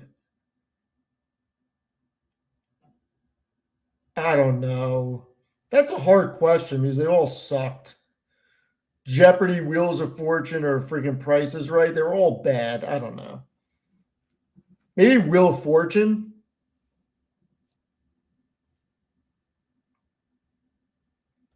Leno over Letterman. Yeah, I'm with you, Lunar. Family Feud over all those. Definitely. Definitely.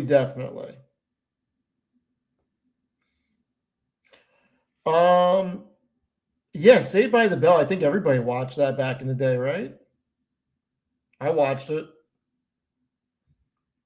Saturday Night Live in the beginning, yes.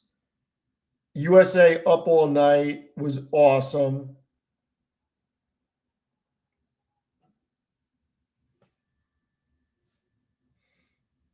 Is Henry Cavill going to be the new Bond? Is that real? I know they talked about he would be great as Bond. He would be great as Bond.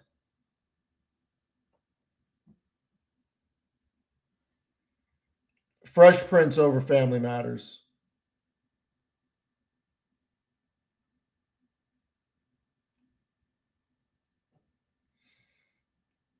Now you guys got me thinking that I should just grow a gray beard for the meetup in February.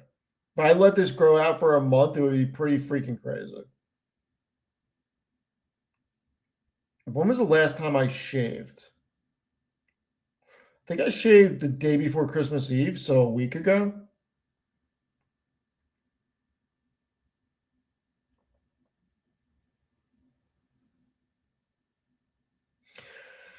I did take off of work tomorrow. That is why I am still up streaming at 11:21 on a Monday. I did take off. I have to take 2 meetings though, even though I took off. But they're not till later.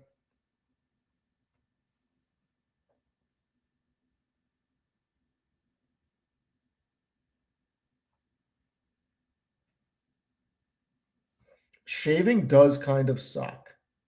I will tell you that right now. It sucks. I really should just get an electric razor.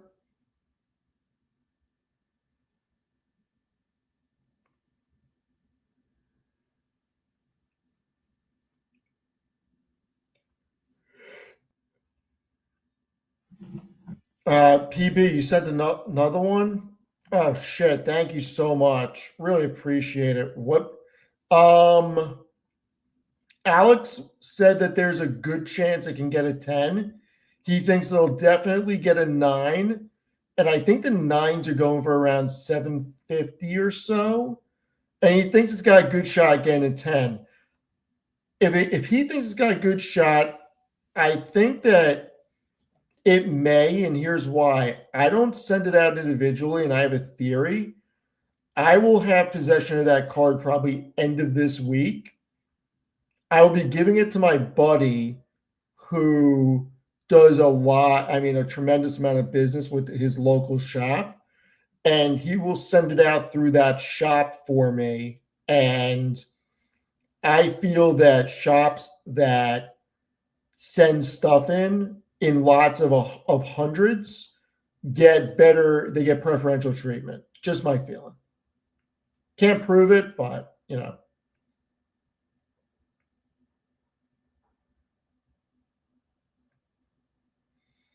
No, I only have one stream. I think Matt's is just staying on there. No, shaving in the shower? No, that's crazy talk. Do not, no. No. I don't want to see Tom Hardy as Bond. He's done too much already in that genre. I don't want to see it. Go to John's on Bleecker, Travel Lover. You won't be disappointed. Medium Rare and I went to Benjamin's Steakhouse today. You won't be disappointed. It is a little pricey. It's well worth it. John's on Bleecker is just amazing. You want good Italian, but nothing crazy that's not going to break the bank. John's on Bleecker or Patsy's, you'll be good. Patsy's is excellent for the price point.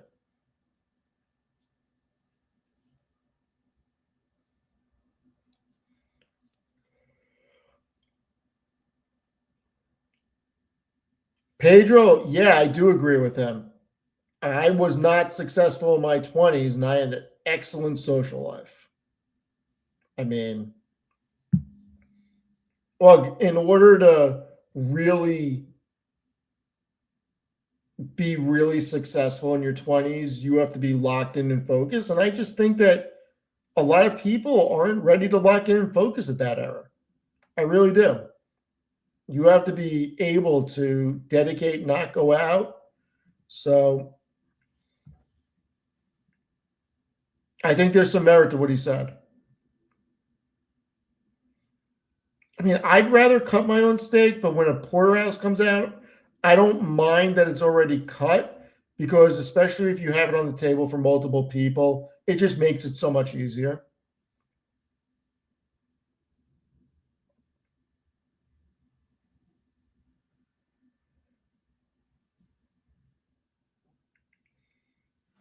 Yeah, I mean, look, when you're in your 20s, it's just hard to dial in. It's very hard to dial in. My opinion. Listen, you get me on some peptides, maybe I could look like Wolverine.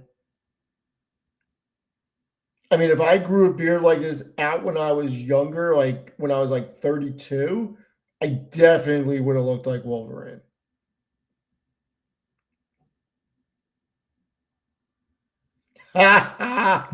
Freaking Naz, that's hilarious. That is a hilarious comment. Everybody needs to read this.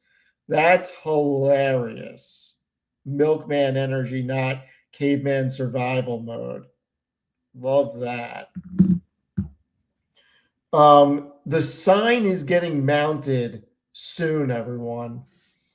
So speaking about Milkman energy,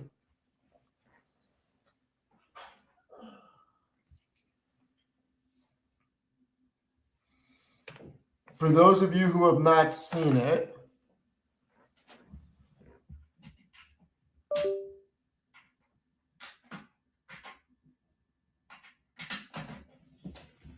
how do I turn this on?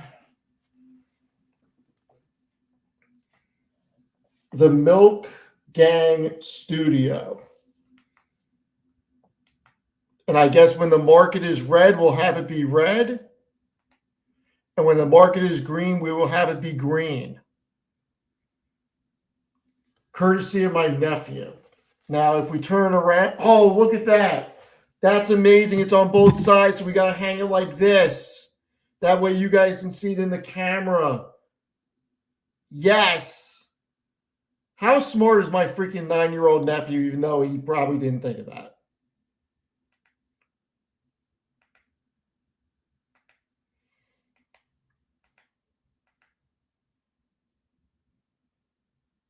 Crazy, right?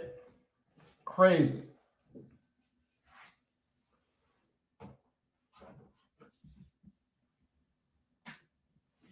So we will be hanging that, I think, above the light switch over there. So we'll see. It's going up this week. And the reason I think I'm going to put it over the light switch there is because above where Grogu is, there may be another jersey coming at some point. So, yeah, I got to hang it backwards. That way you guys can see actually what it says in the chat.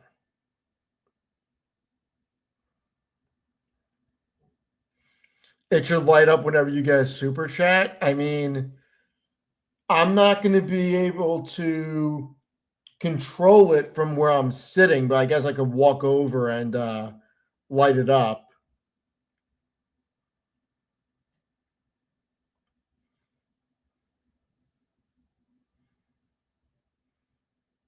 Okay, that's not a milk jug behind me, guys. That is a 1 gallon of distilled water for the humidor behind me.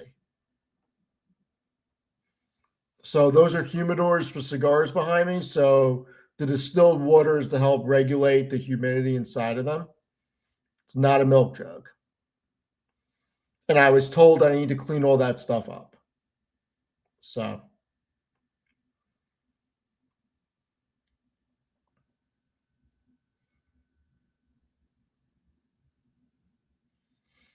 All right, everyone. It's 11:30.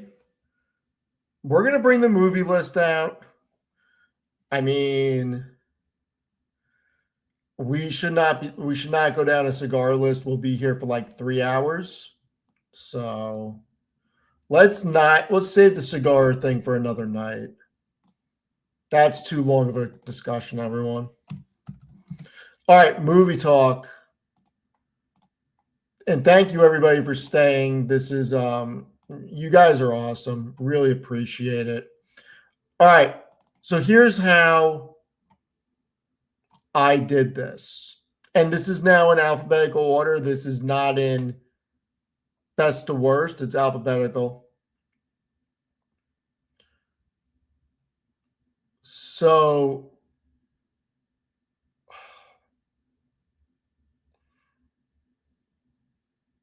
I should not say what I'm going to say, but I'm going to. Dare I open that up and show you what's in there? We'll do it on another stream. We will do it on another stream.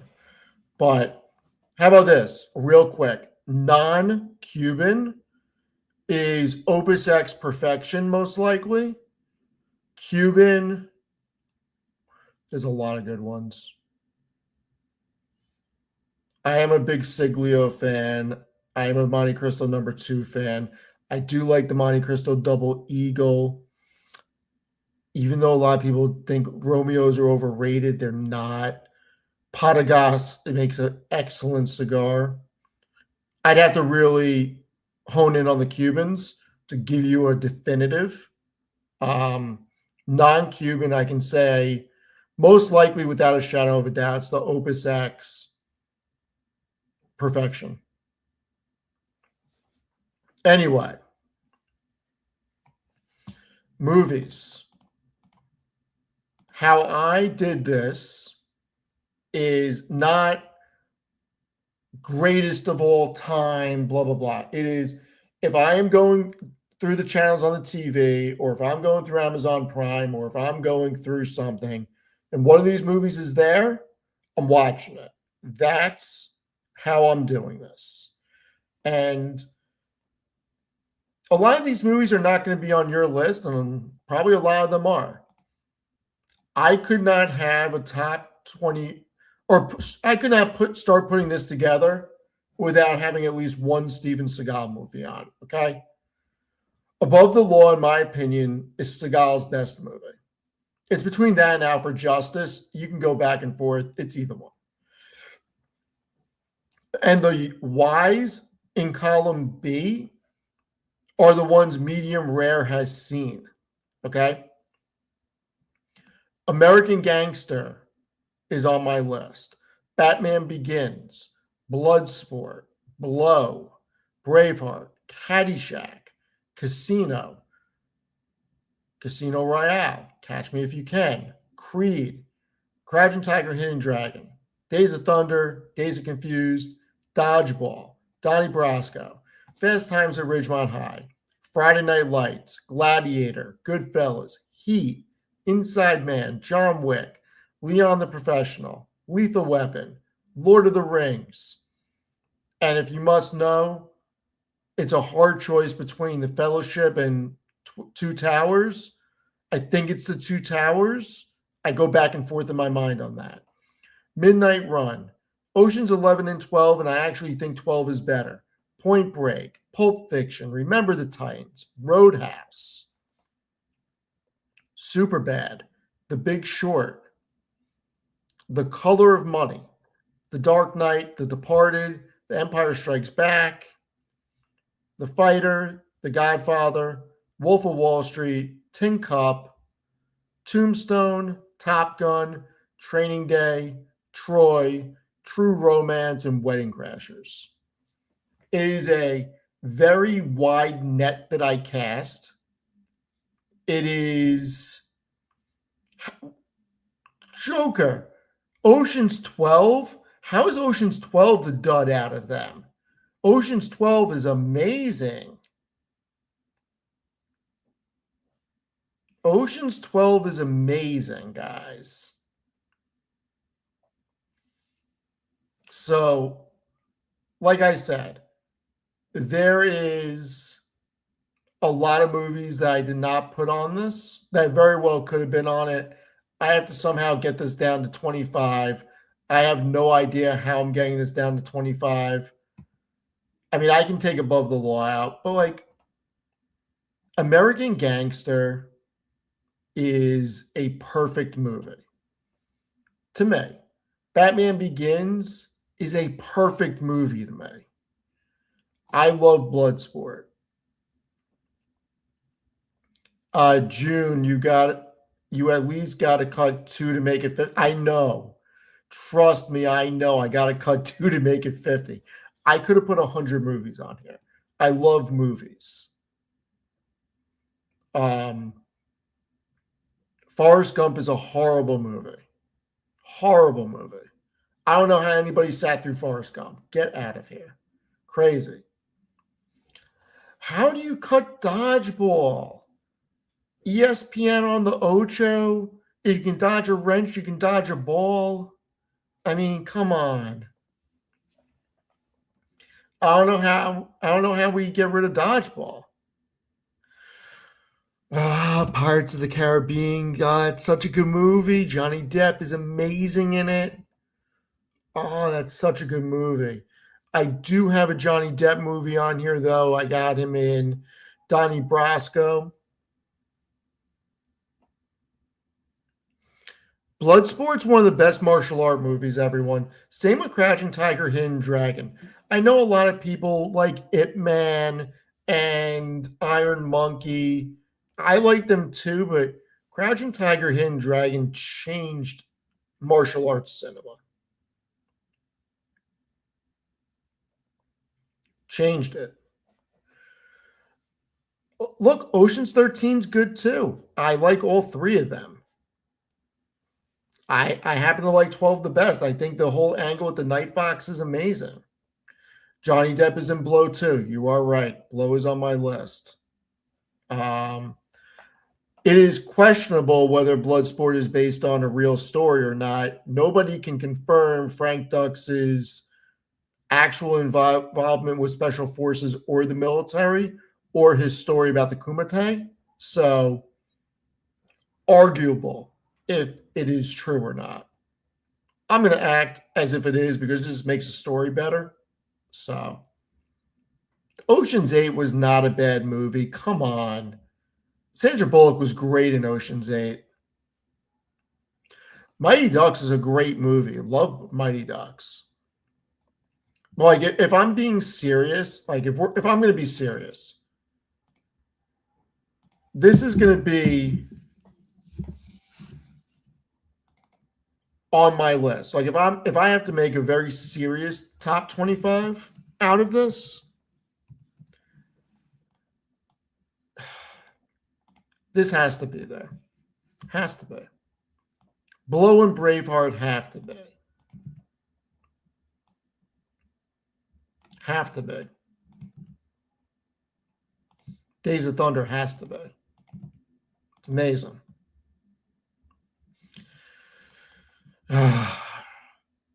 Dazed and Confused is just one of the greatest coming-of-age movies. Donnie Brasco is amazing. Friday Night Lights is arguably the greatest football and sports movie ever made. Gladiator, Goodfellas, Heat all have to be. Man, I'm already at fucking 14 already.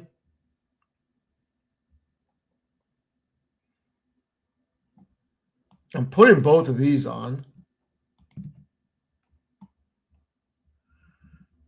I'm putting, God, so hard.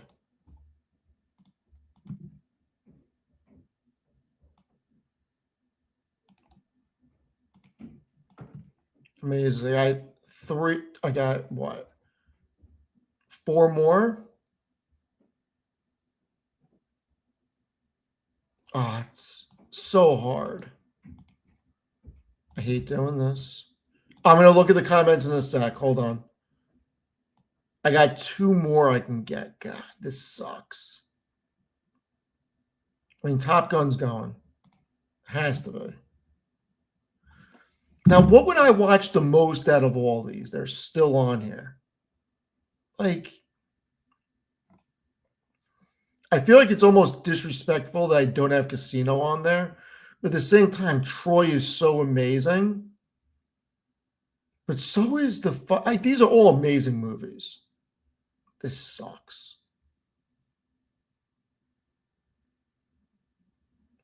Creed is so good. God damn it.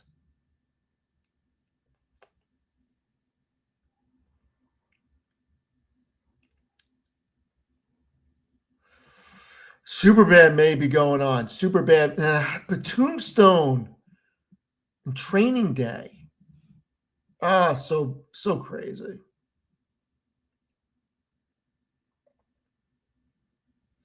I don't know.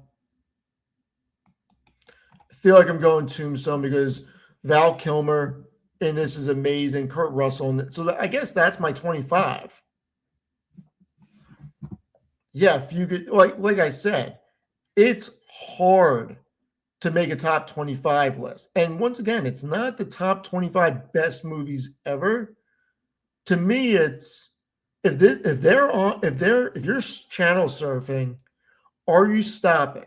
Like anybody who's 40 or older, tell me you're not stopping on Roadhouse. I mean, in all seriousness, how are you not stopping on that? It is an amazing movie. How are you not stopping on Top Gun? Like, how are you not stopping on Rocky 4? So, and look, for me, The Color of Money and Rounders is on there just because, look, I love gambling movies. I love that whole scene. I love it. And you know what's not on here that should be on here? Clear and Present Danger. I mean, that's a really great movie. And dude, Belly has one of the best openings of any movie. When they're walking through the tunnel. I mean, shit, that club closed down like 20 something years ago. But this is where I'm at on my movies, I guess. Patriot Games is great. I mean, in all seriousness, are there really movies on here that you don't think you would stop and watch if you were channel surfing? I mean, there's not a bad movie on that 25 list. There are movies that you may not like or may not be in that genre, but if you're in a comedy, it's hard not to laugh at Dazed and Confused or Superbad. I didn't even put Superbad on their shit. What is wrong with me?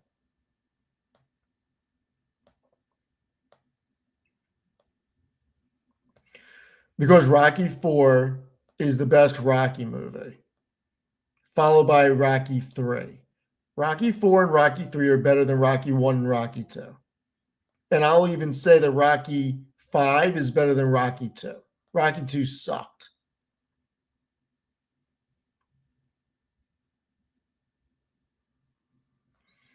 So yeah, this is why I'm in it.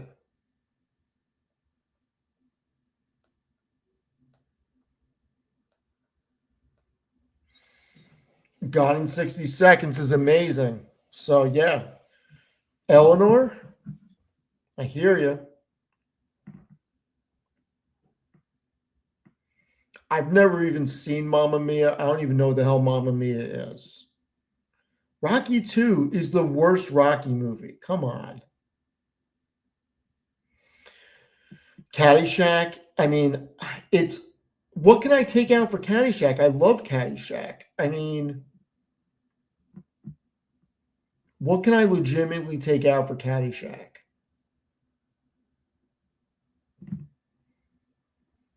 I mean, I would consider taking out Dazed and Confused. That's about it. Caddyshack's amazing.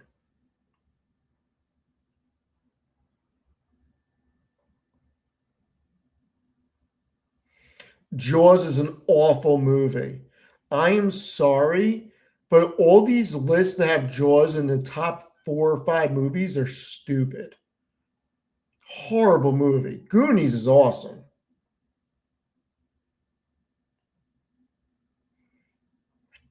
No, come on. The training montage from Rocky 4 is the best training montage in all the Rockies.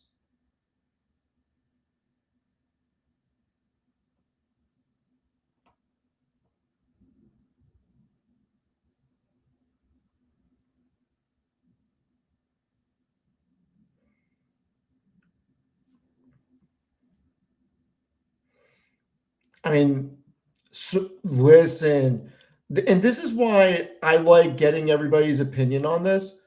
Small Soldiers is a movie that I have not seen in so long.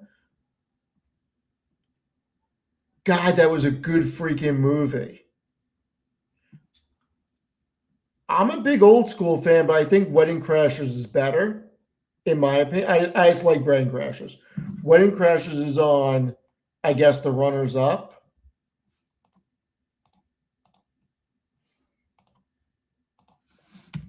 So I got Wedding Crashers in here on my runners up, I guess.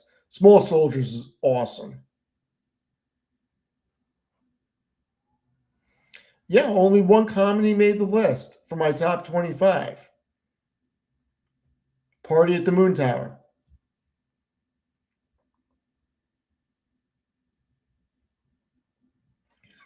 That's hilarious. Could barely get in my bathtub for 2 years. That's hilarious. I love that.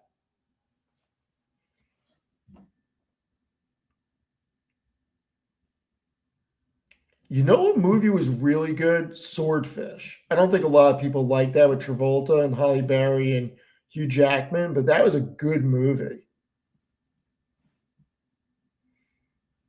I do not watch musicals. The only music movie I've seen, I think, is what's the one with A Star is Born? I mean, that was an excellent movie. I will say that right here, right now. I saw Star is Born in the movies, and it was an excellent movie. I cannot believe how good of a job Bradley Cooper did. Yeah, Fugitive's a great movie.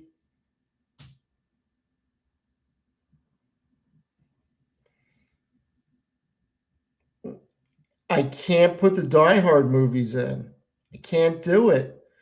I don't think they're as good as the Lethal Weapon movies. I have seen The Heist with Gene Hackman.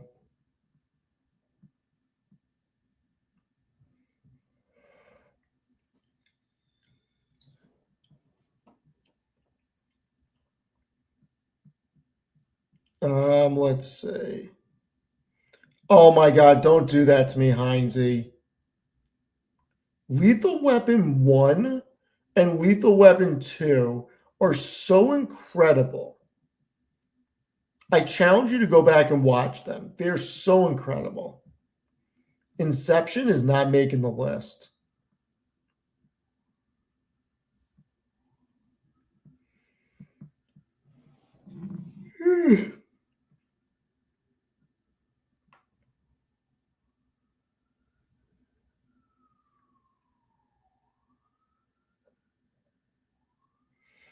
Interstellar is a good movie, but it's not making my list.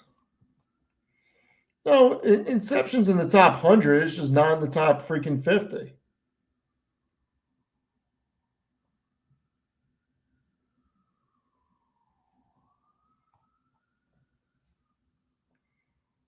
Yeah. Older. Name me. It's strange. Name me 5 good older films. Like, none of those films hold up. The Godfather only holds up because you learn every life lesson you need to learn from The Godfather.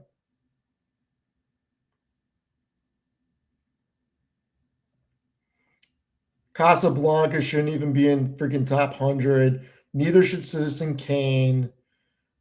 They were good if you want to talk about making this list in the 60s. Stop it. Gone with the Wind is not going in. Field of Dreams is not going in.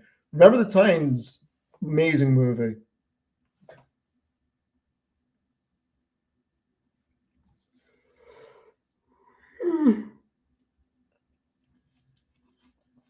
I mean, Braveheart is a perfect movie. It is a perfect movie.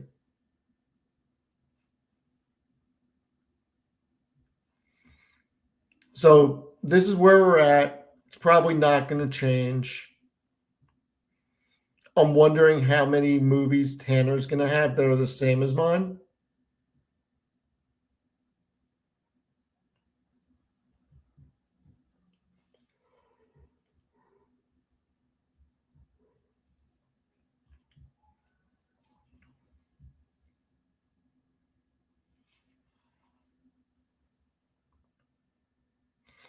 Yeah, I would. I should have put the Matrix. I can't believe didn't make the cut.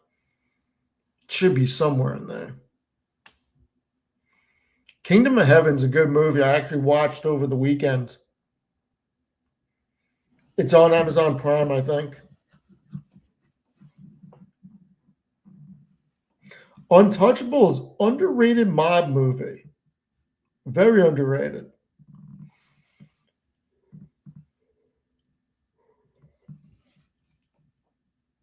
Never seen The Black Kaiser. Mission Impossible is legit. How is that not on here? Shit.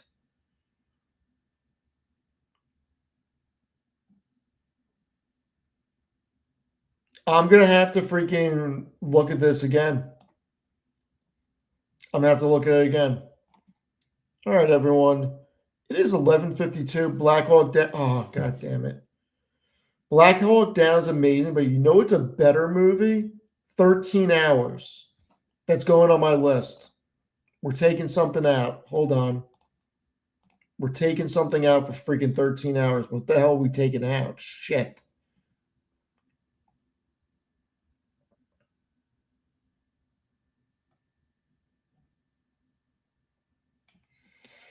This is hard. This is hard.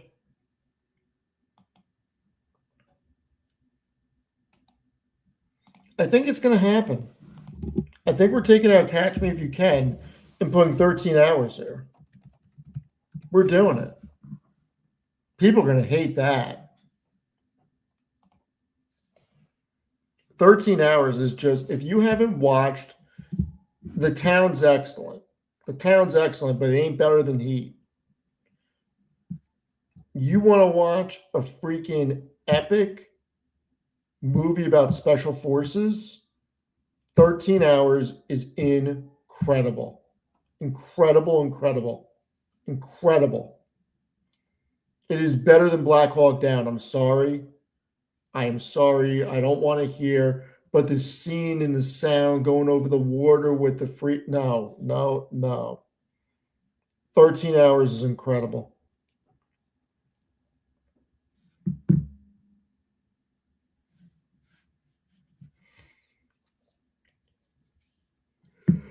I'm going to have to look at this again.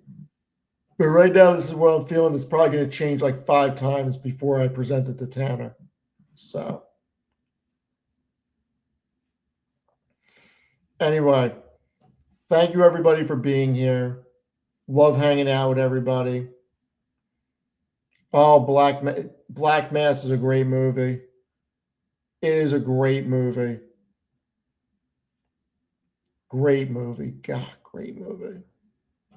The Warriors did not make it, Heinze. Zero Dark 30 is a great movie too.